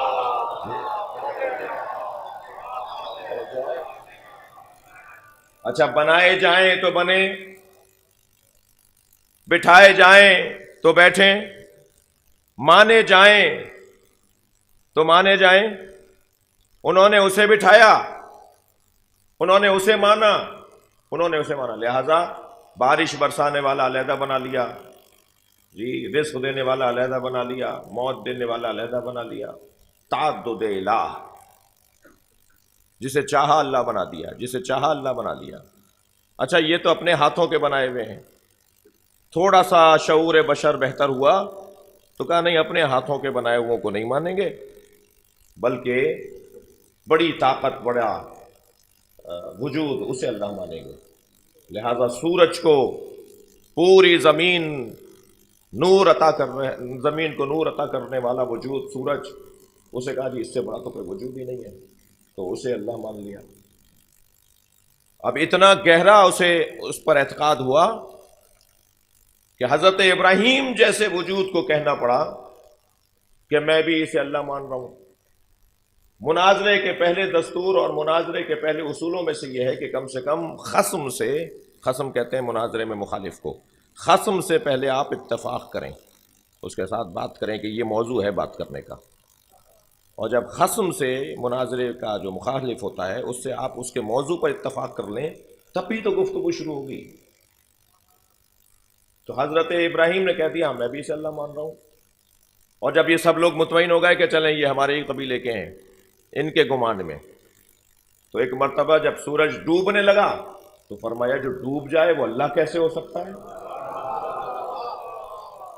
تو ایک مرتبہ اندر کا جو حقیقی الہ پرستی کا مزاج ہے، وہ جو صحیح اللہ کو ماننے کا جذبہ ہے، اسے جھنجھوڑا، اسے ہوشیار کیا، سارے بت توڑ دیے حضرت ابراہیم نے، ایک بڑے بت کے گلے میں کلہاڑی لٹکا دی اور بڑے ہی اطمینان سے جا کر اپنے گھر میں بیٹھ گئے۔ یہ سارا شہر تہوار منانے کے لیے باہر گیا ہوا تھا، واپس لوٹے تو پہلے اپنے الہوں کو، اپنے الہوں کو سلام کرنے اور خم و راست ہونے کے لیے چلے گئے۔ جی دیکھا تو بت ٹوٹے ہوئے ہیں اور ایک بڑے بت کے گلے میں کلہاڑی لٹکی ہوئی ہے۔ تو جتنے لوگ بھی بت خانے میں تھے، ٹوٹے ہوئے بتوں کو دیکھ کر سب نے کہا ہو نہ ہو یہ اسی جوان کا کام ہے، یقال لہو ابراہیم، جسے ابراہیم کہا جاتا ہے۔ یہ بھی ذہن میں رہے جس وقت حضرت ابراہیم نے بت توڑے ہیں جوان نہیں ہے، 70 سال کی عمر ہے، کم سے کم معاشرہ جانتا ہے کہ کام یہ جوانی کا ہے۔ اور یہ بھی ذہن میں رہے کہ اگر کوئی بوڑھا ہو اور اس کا کام جوانی والا ہو تو وہ جوان ہوتا ہے۔ جوانی کا تعلق سفید بالوں اور کالے بالوں سے نہیں ہے، حوصلے سے اور ہمت سے ہے۔ صلوات پڑھیں محمد و آل محمد۔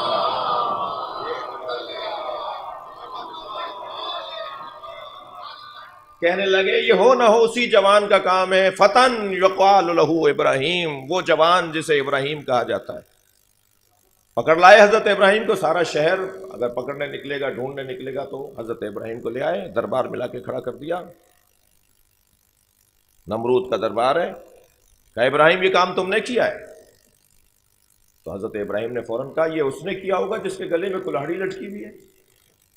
اب دیکھیے مناظرے کا فن، بات اس وقت تک کیسے روشن ہوگی جب تک کہ اپنے حقیقی اقرار تو وہ ہے نا جو انسان خود کرے۔ حضرت نے فرمایا یہ اسی نے کیا ہوگا جس کے گلے میں کلہاڑی لٹکی ہے۔ تو کہنے لگے وہ تو، اب جملہ سنیں تاریخ کا، کہنے لگے وہ تو ناک پر بیٹھی ہوئی مکھی نہیں جھل سکتا تو وہ یہ کیسے کرتا؟ تو حضرت نے فرمایا یہی تو میں تمہیں سمجھانا چاہ رہا ہوں، جو اپنی ناک پر بیٹھی مکھی نہیں جھل سکتا وہ تمہارا خالق کیسے ہے، وہ تمہارا رب کیسے ہے؟ یہ اسما افہم، بھائی مردوں کو اسما افہم بولنا بھی حکم معصوم ہے، مگر ان مجلسوں کا ایک نتیجہ زندہ قوم کو اسما افہم بولنا ہے۔ مجمع اگر افہم اور اسما اور افہم کی منزل سے گزر جائے تو اس سے بہتر تلقین کوئی نہیں ہے۔ صلوات پڑھیں گے محمد و آل محمد پر۔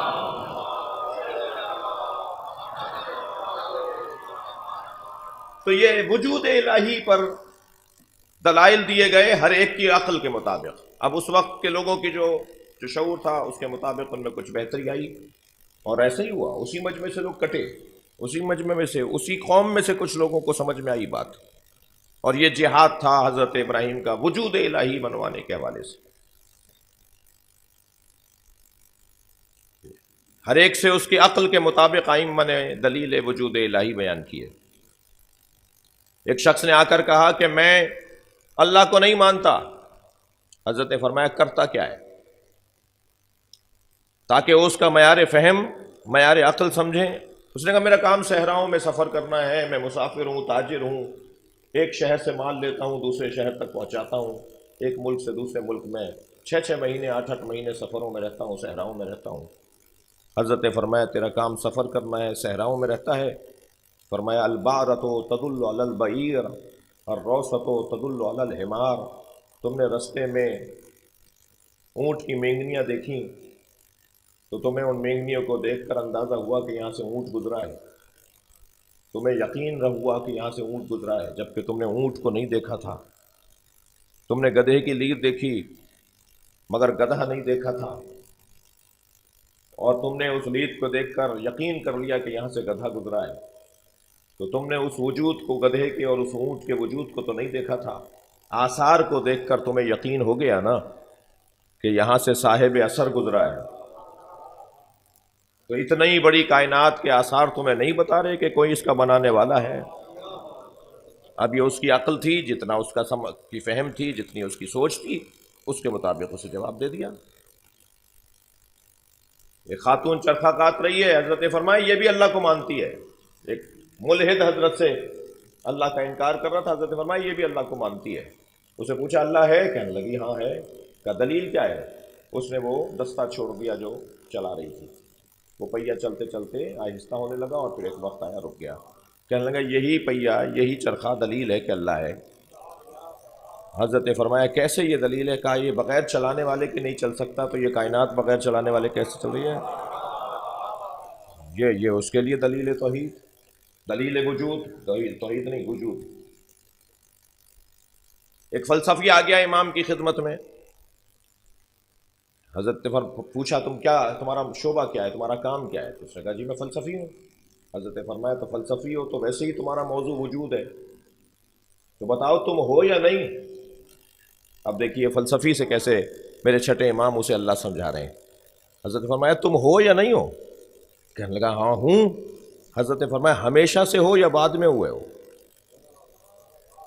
کہنے لگا بعد میں ہوا ہوں۔ حضرت نے فرمایا کون سبب بنائے کہ تم ہوئے ہو؟ کہا میرے والدین۔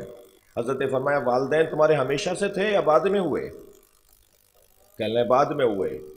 کہا کیسے ہوئے؟ کہا ان کے والدین کی وجہ سے۔ کہا تمہارے دادا دادی ہمیشہ سے تھے یا بعد میں ہوئے؟ کہا نہیں بعد میں ہوئے۔ حضرت نے فرمایا تم اسی طرح آگے بڑھتے رہو گے، مجبور ہو جاؤ گے کہ کسی ایک وجود کا اقرار کرو کہ جو ہمیشہ سے ہے، ورنہ فلسفے کی زبان میں اسے تسلسل کہا جاتا ہے، اور یہ تسلسل باطل ہے۔ تو ہر ایک کو اس کی عقل کے مطابق اللہ کا وجود اللہ ہے سمجھایا گیا۔ دیکھیے قرآن مجید میں اللہ نے اپنے وجود پر اگر دلیل دی ہے تو ضمناً اور ذیلاً جیسے میں نے عرض کیا، مثلا سورہ مبارکہ فصلت کی 55ویں آیت میں ارشاد ہوا سنوریہم آیاتنا فی الآفاق وفی انفسہم، بہت جلد ہم پوری کائنات میں اپنی نشانیاں انہیں دکھائیں گے، وفی انفسہم اور ان کے وجود میں بتائیں گے کہ ہم ہیں، حتی یتبین لہم انہ الحق، تاکہ ان پر بین ہو جائے، روشن ہو جائے کہ ہم ہیں۔ یعنی اگر میں یوں کہہ دوں کہ انسان اگر وجود الہی پر، اللہ ہے پر کوئی دلیل تلاش کرنا چاہتا ہے تو اسے صحراؤں میں، دروں میں، پہاڑوں میں، غاروں میں جا کر اللہ نہیں ڈھونڈنا چاہیے، اسے اپنے آپ کو آئینے میں دیکھ کر اللہ ڈھونڈ لینا چاہیے۔ اگر میں اور آپ چاہیں تو صرف اپنے اس چہرے پر غور کرتے چلے جائیں تو ہمیں وجود پروردگار سمجھ میں آ جائے گا۔ صلوات پڑھیں محمد و آل محمد پر۔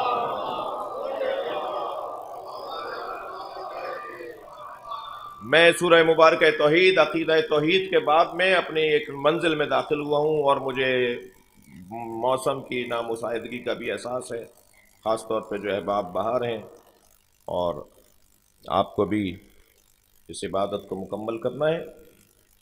دیکھیے ہمارے وجود میں ایک جسم ہے،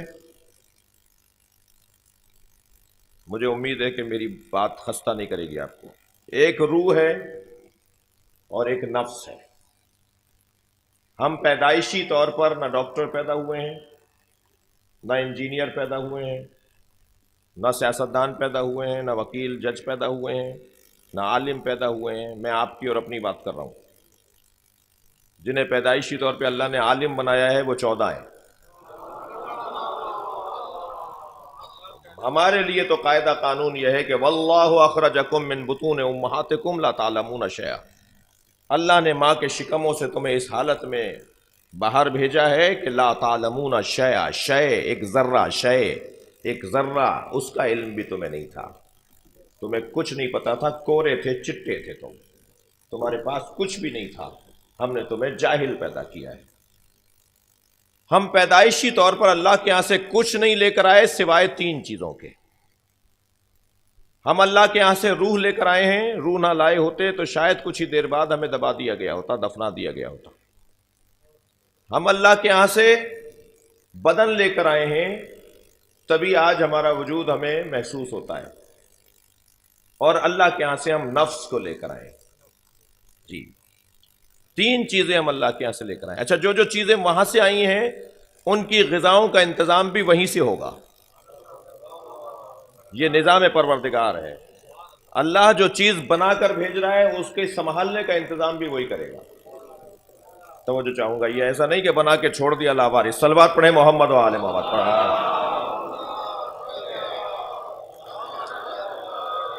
وہ جو بنا کر بھیج رہا ہے وہ خالق کے رشتے سے بنا کر بھیج رہا ہے، اور جو یہاں انتظام کر رہا ہے وہ ربوبیت کے رشتے سے انتظام کر رہا ہے۔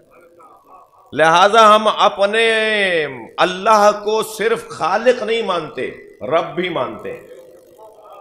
وہ ہمارا خالق بھی ہے کیونکہ اس نے ہمیں پیدا کیا ہے، وہ ہمیں چلا رہا ہے، پال رہا ہے، انتظام کر رہا ہے، لہٰذا وہ ہمارا رب بھی ہے اور پروردگار ہے۔ اب یہ رب کی بحث، اللہ نے ہمیں 3 چیزیں دے کر بھیجا۔ بدن لے کر آئے ہیں تو اس کے تقاضے ہیں، روح لے کر آئے تو اس کے تقاضے ہیں، نفس لے کر آئے تو اس کے تقاضے ہیں۔ بدن، یہی بدن جو نظر آ رہا ہے، روح اس بدن کے اندر احساسات، جذبات، تحرکات، تصورات، تصدیقات، یقینیات، علم اور علم میں اضافے کا سبب، کمالات روحانیہ پانے کا جذبہ، صلاحیت، وہ سب روح کا کام ہے۔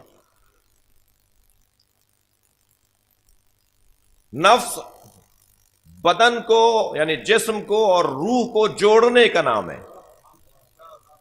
روح علیحدہ مخلوق ہے اور بدن علیحدہ مخلوق ہے، جسم علیحدہ مخلوق ہے، یہ 2 علیحدہ مخلوقات ہیں۔ ان دونوں کو جو جوڑنے کا کام کرتا ہے اسے کہتے ہیں نفس، بلا تشبیہ، صرف ذہن قریب کرنے کے لیے۔ یہ عمارت کھڑی ہوئی ہے کچھ اینٹوں پر، کچھ اجزاء پر، بہت ساری چیزوں کو جوڑ کر اس عمارت کی شکل ہمیں نظر آ رہی ہے۔ یہ جو جڑی ہوئی ہیں آپس میں، انہیں کس نے جوڑا ہے؟ وہ ایک مسالہ ہے جس نے 2 چیزوں کو جوڑ دیا، پھر ایک اور مسالہ ہے جس نے دوسری چیزوں کو جوڑ دیا۔ بلا تشبیہ، صرف ذہن کو قریب کرنے کے لیے عرض کر رہا ہوں۔ روح اور بدن کو جو چیز جوڑ دے اسے نفس کہا جاتا ہے۔ لہذا یہ جوڑنے والی چیز جب صلاحیت کھو دیتی ہے تو یہ دونوں علیحدہ ہو جاتے ہیں، اسی کو موت کہا جاتا ہے۔ یہ موت کیا ہے؟ یہ نفس کا بیچ میں سے ہٹ جانا ہے۔ لہذا کل نفس ذائقۃ الموت۔ نہ بدن کو، صلوات پڑھے محمد و آل محمد،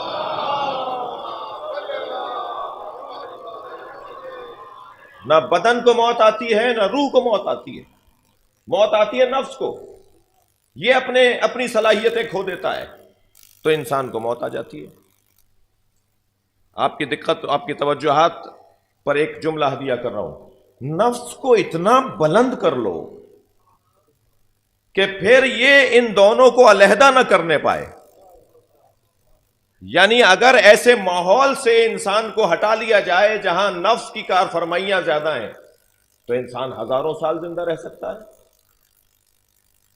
اور نفس اگر اتنا بلند ہو جائے کہ اس کا اپنا ہی نہ رہے بلکہ اپنا نفس اپنے اللہ کے ہاتھوں بیچ دے اور وہاں سے اللہ کی مرضیاں حاصل کر لے تو پھر اسے قتل تو کیا جائے گا، وہ طبعی موت دنیا سے نہیں جائے گا۔ لہذا اللہم صل علی، لہذا ائمہ اہل بیت کو، مولا علی کو قتل کی بنیاد پر، شہادت کی وجہ سے دنیا سے گئے، طبعی موت نہیں گئے۔ اور 4 ہستیوں کو ایسے ماحول سے ہٹا لیا گیا کہ جہاں قتل کرنے والے بھی نہیں ہیں، تو وہ آج تک زندہ ہیں۔ تو ایسا ممکن ہے کہ کسی کوئی ایسے ماحول میں چلا جائے جہاں قتل کرنے والے بھی نہ ہو اور جہاں نفس کی بلندی اتنی ہو. اگر یہی ہستیاں جو ہمارے 12 امام اور 14 معصوم ہیں، یہی ہستیاں حضرت ادریس، حضرت الیاس، حضرت خضر، حضرت عیسیٰ کی طرح سے اٹھا لی گئی ہوتی اور کہیں اور ہوتی، تو ان کی کیفیت بھی یہی ہوتی جو ان 4 نبیوں کی کیفیت ہے. صلوات پڑھیں گے محمد و آل محمد پر.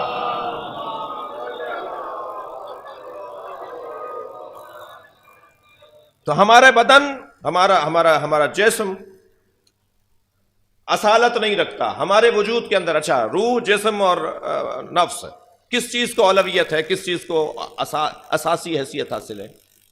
بدن کو، نفس کو نہیں.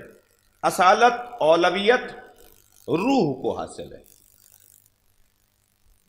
وَيَسْأَلُونَكَ عَنِ الرُّوحِ، اے میرے حبیب آپ سے روح کے بارے میں پوچھتے ہیں. قُلِ الرُّوحُ مِنْ أَمْرِ رَبِّي مَا أُوتِيتُم مِنَ الْعِلْمِ إِلَّا قَلِيلًا. اے میرے حبیب آپ سے روح کے بارے میں یہ پوچھتے ہیں تو آپ ان سے کہہ دیجئے کہ روح مجھ اللہ کا امر ہے، اور بس اتنا جان لو کہ روح میرا امر ہے. ہم نے نہیں دیا ہے انہیں علم مگر بہت کم. تم میں صلاحیت اس سے زیادہ کتنی ہے؟ ہم نے زیادہ علم نہیں دیا ہے، بہت کم تمہیں علم دیا ہے. نہیں دیا گیا ہے علم الا قلیلا. روح کو اصالت حاصل ہے. جسم اور روح میں تھوڑا سا تسلی دیجئے، یہ گفتگو آگے بڑھاؤں. اللہم صلی اللہ، مل کر ایک اور صلوات نبی کی. اللہ.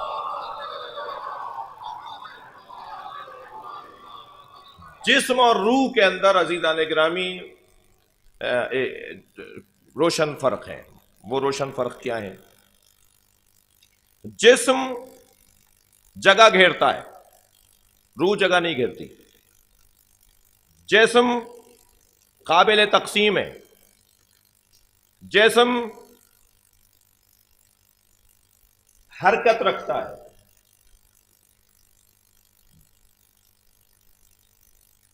روح حرکت نہیں رکھتی.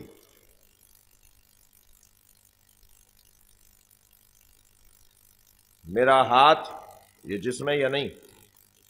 اور الٹا ہاتھ یہ جسم ہے. تقسیم ہو گئے نا 2 ہاتھوں میں. میرا سر، میرا دھڑ، میرے پیر، یہ تقسیم ہو گئے. جسم تقسیم ہوا ہے، مگر روح تقسیم ہوئی ہے میرے بدن کی، کہ یہ پیروں کی روح، یہ سینے کی روح. روح تو روح ہے، پورے بدن میں ایک ہی ہے. روح تقسیم نہیں ہوئی. میرا جسم جگہ گھیرتا ہے، میں یہاں ہوں وہاں نہیں ہوں، آپ وہاں ہیں یہاں نہیں ہیں. وہ جگہ گھیری ہوئی ہے میرے اور آپ کے جسم نے. روح جگہ گھیرتی ہے، روح جگہ نہیں گھیر رہی. حرکت، میرے جسم کے اندر حرکت پائی جاتی ہے، تحرک پایا جاتا ہے. یہ اتنا سا تھا اور بڑا ہوا 6 فٹ کا ہو گیا. یہ حرکت ہی تو ہے.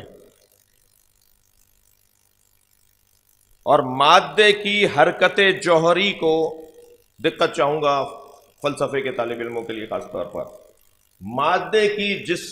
مادے کی حرکت جوہری، مادے کی 2 قسمیں، جوہر اور عرض. مادے کی حرکت جوہری کو وقت کہا جاتا ہے. وقت کی تعریف، وقت کسے کہتے ہیں؟ وقت، مادے کی حرکت کو وقت کہا جاتا ہے. مادہ جب حرکت کرتا ہے تو وہ حرکت وقت کہلاتی ہے. مادے کی بنیاد پر وقت بنتا ہے. جب تک مادہ تصور میں نہیں لائیں گے وقت کا تصور نہیں ہوگا. اور جب مادہ ہی نہیں تھا تو وقت بھی نہیں تھا. جب مادی چیزیں نہیں تھی تو وقت بھی نہیں تھا. میرا جسم حرکت رکھتا ہے، جگہ گھیرتا ہے، قابل تقسیم ہے، پھر قابل رویت ہے، نظر آتا ہے. لیکن روح کے اندر نہ تقسیم ہے، نہ حرکت ہے، نہ جگہ گھیرتی ہے. تو اب کیسے سمجھیں کہ اللہ ہے؟ اللہ، پھر تھوڑا چاہوں گا ایک اور بحث میں وارد ہوں. وجود کی 3 قسمیں ہیں. واجب الوجود. اچھا جو ہلکے سے اونگ لے رہے ہیں ان کو جگانے کے لیے ایک صلوات پڑھیں. اللہ اللہ. مجھے معاف کیجیے گا، میں تو اب یہ بحث چھیڑ بیٹھا ہوں، یہ تو کروں گا آج پوری میں. یہ والی بات تو آج میں کروں گا، آپ برداشت کریں تھوڑا سا.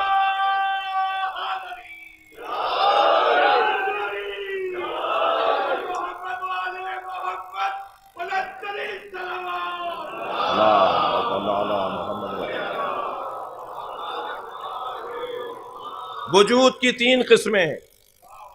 بات ہو رہی ہے وجود الہی پر. وجود کی 3 قسمیں ہیں. واجب الوجود، ممکن الوجود، ممتنع الوجود. اب آئی گئے ہیں آپ مجلس میں تو اب تو سن کے ہی جائیں گے آپ. واجب الوجود، اس کی کم سے کم تعریف یہ ہے کہ جو بلا حد ہو. مولا علی کی تعریف ہے یہ. علی سے زیادہ تو اللہ کے وجود پر کسی نے دلیل ہی نہیں دی ہے. سب سے زیادہ جو اللہ کو پہچانوانے کا کام کرنے والا وجود ہے، سب سے زیادہ جس نے اللہ کی معرفت کروائی ہے، اسے علی کہا جاتا ہے. اور سید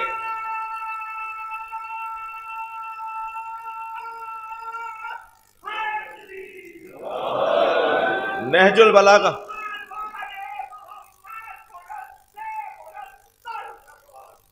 اللہم صل علی.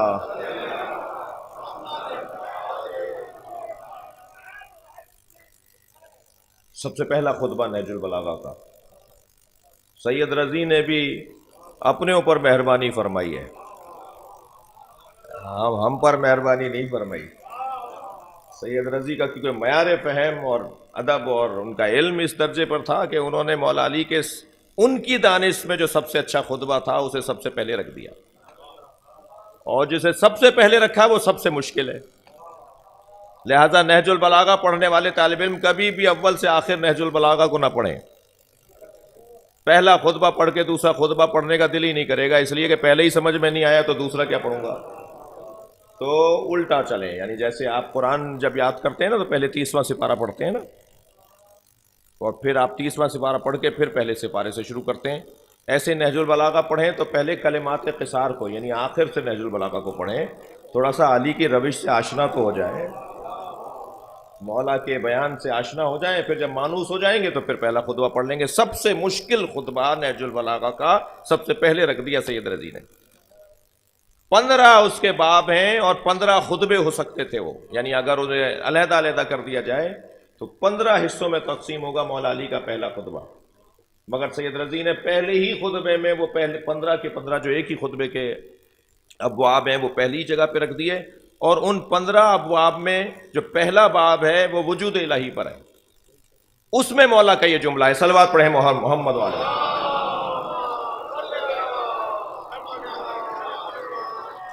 مولا فرماتے ہیں اللہ کا وجود بلا ضد ہے، بلا ند ہے، بلا حد ہے. بھائی شکریہ آپ کا، آپ نے تھوڑی گردن ہلائی ہے. اللہ کا وجود بلا ضد ہے، اس کا اب یہ 3 جملوں پر ذرا غور کر لیں، پھر بات اگر ہوئی تو آگے ہوگی ورنہ دیکھیں گے. بلا ضد، اللہ کی کوئی ضد نہیں. اللہ کے وجود کو پہچاننے کے لیے مولا علی ہمیں کچھ نشانیاں دے رہے ہیں. اللہ بلا ضد ہے، اس کی کوئی ضد ہی نہیں ہے. اردو کا ضد اور ہے، عربی کا ضد اور ہے. میں عربی کی ضد میں بات کر رہا ہوں، آپ میرے ضد ہیں، میں آپ کا ضد ہوں. اردو میں آپ میری ضد نہیں ہے، میں نہیں کہہ سکتا یہ میں آپ کا ضد ہوں نہیں. عربی میں ضد جو مقابل میں آ کے کھڑا ہو جائے. بلا ضد اللہ کا کوئی ضد ہی نہیں ہے. لاؤ کوئی اور، اگر کوئی اور اللہ کے ضد میں لے کر آؤ گے تو پھر کوئی اور نبی بھی لانا پڑے گا، کوئی اور علی بھی لانا پڑے گا، پھر کوئی اور قرآن بھی لانا پڑے گا، پھر کوئی آسمان اور زمین دوبارہ بنانے پڑیں گے. کوئی ضد ہی نہیں ہے اس کی. مولا فرما رہے ہیں بلا ضد. ولا حد، اللہ کی کوئی حد ہی نہیں ہے. حد جو ہوتی ہے، بس یہ بات میں کر کے بات کو روک دوں گا. حد جو ہوتی ہے وہ محدود، حد یہ لفظ بہت مانوس ہے. حد خود دلیل ہے کہ اس کے بعد کچھ اور بھی ہے. دقت چاہوں گا فلسفہ. حد یعنی اس کے بعد کچھ اور بھی ہے. جب اس کے بعد کسی اور وجود کو مان لیا جائے تو پھر ایک اللہ سے زیادہ اللہ ماننے کا تصور آ جائے گا. اگر اللہ کی حد مان لیں گے تو اس کے بعد کچھ اور ہے, وہ جو کچھ اور ہے وہ بھی تو پھر اللہ ہے, اور پھر ایک ساتھ دو اللہوں کا تصور سامنے آ جائے گا. اور مولا فرماتے ہیں کہ اگر دو اللہ ہوتے, قرآن کہہ رہا ہے اگر دو اللہ ہوتے. اچھا وہاں پہ جی ان کانا فیہما آلہۃ, اگر اس کائنات میں دو اللہ ہوتے, وہ بھی اللہ کے وجود پر بات نہیں ہو رہی ہے, اللہ کی وحدانیت پر بات ہو رہی ہے. اگر ایک اور اللہ بھی ہوتا تو پھر اس کے بھی رسول ہوتے, مولا علی کا ہی فرمان ہے, پھر اس کے بھی پورا نظام ہوتا, پھر وہ بھی کوئی سورج نکالتا, پھر وہ بھی کوئی چاند نکالتا. تو مولا فرمانے کوئی اس کی حد نہیں ہے. حد کا نہ ہونا اس کے وحدت الوجود کے اوپر دلیل. صلوات پڑھ لیں محمد و آل محمد.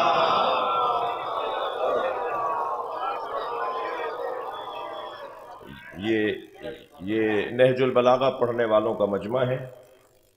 یہ علی جیسے موحد کامل کے مریدوں کا مجمع ہے. لہذا عقیدہ توحید اگر کہیں بیان ہو تو اس کا حق اگر ہو سکتا ہے ادا ہمارے ماحول کے مطابق تو آپ ہی کے درمیان ہونا چاہیے. وجود الہی اور صفات پروردگار کے اس بات کو کربلا کہا جاتا ہے. علامہ نقن کی روح شاد ہوگی, ان کا جملہ میں ہدیہ کر رہا ہوں. وہ فرماتے ہیں کہ اللہ کے وجود پر دلیلیں تو انگنت ہیں, اربوں کھربوں دلیلیں بناتے چلے جائیے آپ, ہر جتنے انسان ہیں اتنی دلیلیں ہیں.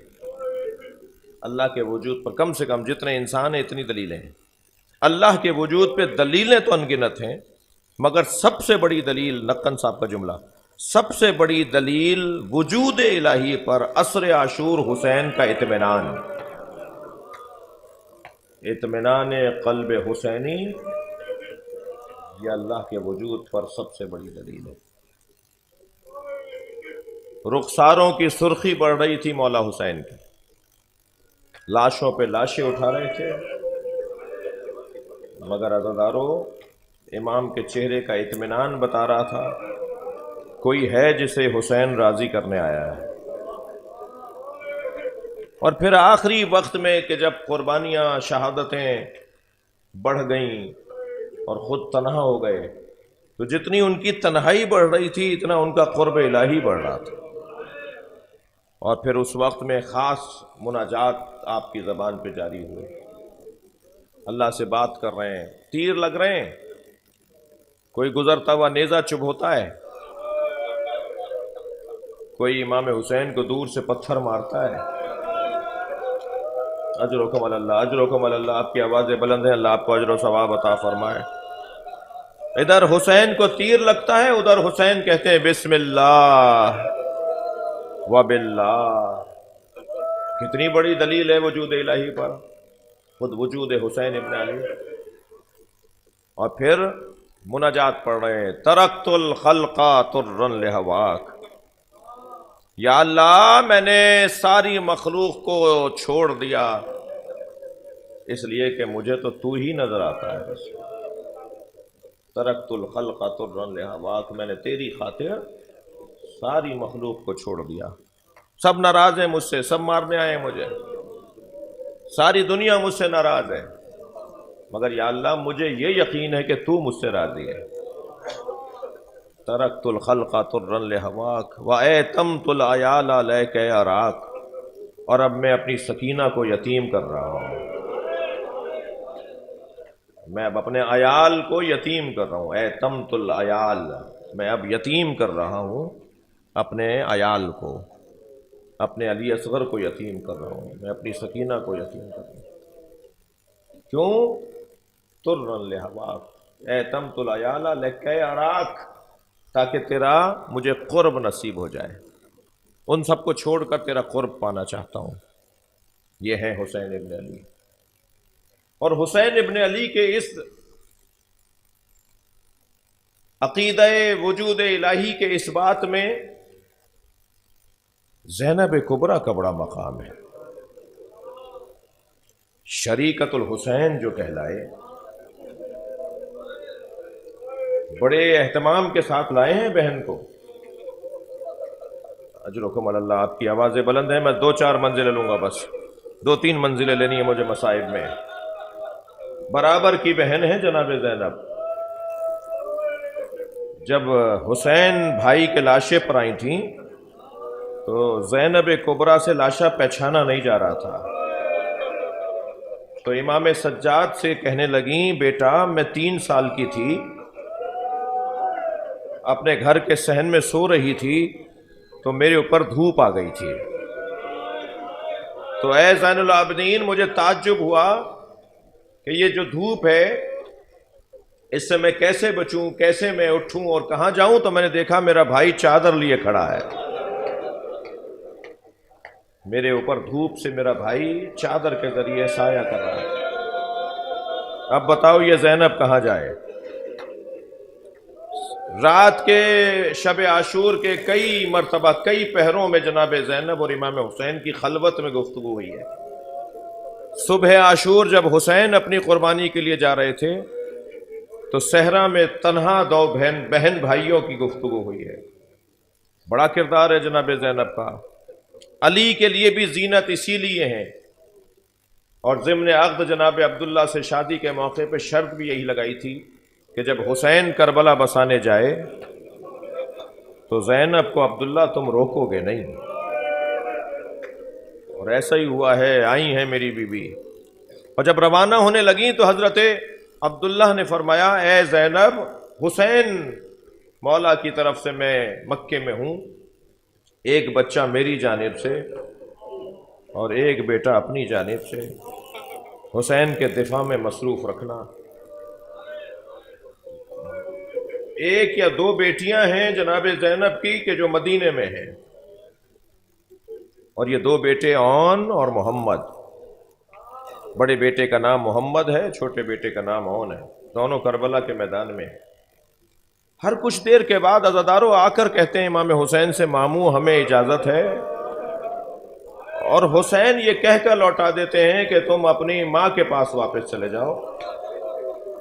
اب جب تکرار کے ساتھ یہ بچے آئے تو ایک جملہ کہا، ماموں ہمیں ماں کہتی ہیں کہ اب خیمے میں نہ آنا۔ کیا علی اکبر کی شہادت کے بعد قربانی دو گے؟ کیا قاسم کی شہادت کے بعد اپنی جانیں پیش کرو گے؟ جاؤ اپنے ماموں پہ جان قربان کرو۔ ابھی بھانجوں سے اجرکم اللہ، کوئی جلدی نہیں ہے، یہ موسم آج ایسے ہی رہے گا اور آئندہ دنوں میں بھی ایسا ہی ہے۔ ماموں اپنے بھانجوں سے کھڑے ہوئے بات کر رہے ہیں کہ ایک مرتبہ برابر سے جناب زینب کی آواز آئی، مڑ کر دیکھا تو زینب بی بی پیچھے کھڑی ہیں۔ کہا بھائی کل قیامت میں اگر اماں زہرا نے پوچھ لیا اے زینب تیرے بچے بچ گئے، میرے حسین کی تم نے حفاظت نہیں کی۔ بہت روئے جناب زینب سے مل کر حسین، آواز دی عباس اون و محمد کو آمادہ کرو۔ جناب عباس نے سجایا ہے محمد اور اون کو، اون اور محمد کو۔ بچے دراز قدوں کے نہیں تھے، رکابیں کاٹ کر پیروں تک رکابوں کو پہنچایا، اور امامہ باندھا اور زرہ حمائل کی اور تلوار حمائل کی اور زرہ لگائی، اور گھوڑوں پر بٹھا کر دونوں بھانجوں کو روانہ کیا۔ کیا جوہر شجاعت ہیں جو اون و محمد دکھا رہے ہیں۔ اور روانہ کرتے وقت آخری مرتبہ دونوں بچوں کی پیشانیوں کا بوسہ جناب زینب نے دیا، اور یہ جملہ کہا جسے میر انیس نے 2 مصروں میں باندھا ہے، تم کیوں کہو کہ شیر خدا کے ولی کے ہو، فوجیں پکار اٹھیں کہ نواسے علی کے ہو۔ مجمع بولے نا، یہ سپاہی بولے کہ علی کے نواسے آ گئے ہیں۔ دونوں روانہ ہوئے اور کیا جنگ کے جوہر دکھائے ہیں اون و محمد نے، اسے انیس نے، دبیر نے، نسیم امروہی نے خوب بیان کیا ہے۔ لیکن ایک ایسا مرحلہ آیا کہ جناب زینب سے آ کر کسی بی بی نے کہا کہ دونوں بچے نہر کے قریب چلے گئے ہیں۔ اجر و کمال اللہ، اجر و کمال اللہ۔ 2-3 جملے سن لیجئے۔ جب یہ خبر میری بیوی تک پہنچی تو جو اضطراب زینب کبریٰ کا تھا، فوراً آواز دے کر کہا عباس میدان میں جا کر اونو محمد کو آواز لگاؤ اور اتنا کہہ دو کہ اگر نہر پر چلے گئے ہو تو یاد رہے ماموں پیاسے ہیں، یاد رہے سکینہ پیاسی ہے، خبردار تمہاری ماں دودھ نہیں بخشے گی اگر پانی پی لیا۔ دونوں شہزادوں کو جناب عباس نے آواز لگائی کہ ماموں ہم پیاسے ہی مریں گے۔ اور ایک ایسا وقت آیا کہ دونوں بھانجوں نے امام حسین کو آواز دی ماموں ہماری مدد کیجیے گا۔ اندازہ لگائیے ایک ماموں اور بھانجوں کی محبت کیسی ہوتی ہے، اور وہ بھی زینب کے بچے۔ امام مولا عباس جناب علی اکبر میدان میں پہنچے، دونوں شہزادوں کو لے کر آئے۔ سنیں گے عزادارو، ہر جوان کا لاشا جب آتا تھا تو اس جوان سے متعلق بی بی بڑھ کر استقبال کرتی تھی۔ یہ عجیب دو لاشیں ہیں کہ ان کی ماں نظر نہیں آ رہی۔ پوچھا بیویوں سے میری بہن زینب کہاں ہے؟ کہا زینب کبریٰ سجدے کی حالت میں ہے اور اللہ کا شکر ادا کر رہی ہے، یا اللہ تو نے میری قربانیاں قبول کر لی۔ لا کے گنج شہیدہ میں دونوں بچوں کے لاشیں رکھے۔ عزادارو اون میں دم تھا تو فوراً امام حسین نے فرمایا زینب کو بلاؤ، اون اپنی ماں کو یاد کر رہا ہے۔ جناب زینب آئیں، حضرت محمد کی شہادت ہو چکی ہے، حضرت اون میں ابھی دم باقی ہے۔ ان کے سر کو اپنی آغوش میں لیا، ماں کی گودی کی گرمی پا کر حضرت اون نے آنکھیں کھولیں، دو ہی جملے کہے، اس پہ میں مجلس مکمل کر رہا ہوں۔ جو رونے آئے ہیں، جو رو رہے ہیں، ان کے ثواب میں اضافہ ہوگا۔ دو جملے حضرت اون نے کہا ہے۔ ایک جملہ تو یہ کہا حل وفیت امی، اے اماں کیا ہم نے وفاداری کا حق ادا کر دیا؟ اماں تم ہم سے راضی ہو؟ اور دوسرا جملہ اون نے یہ کہا اماں جب مدینے واپس جائیے گا بابا کو سلام کہیے گا آپ کے بچوں نے حسین پر اپنی جانیں قربان کی۔ ماتم حسین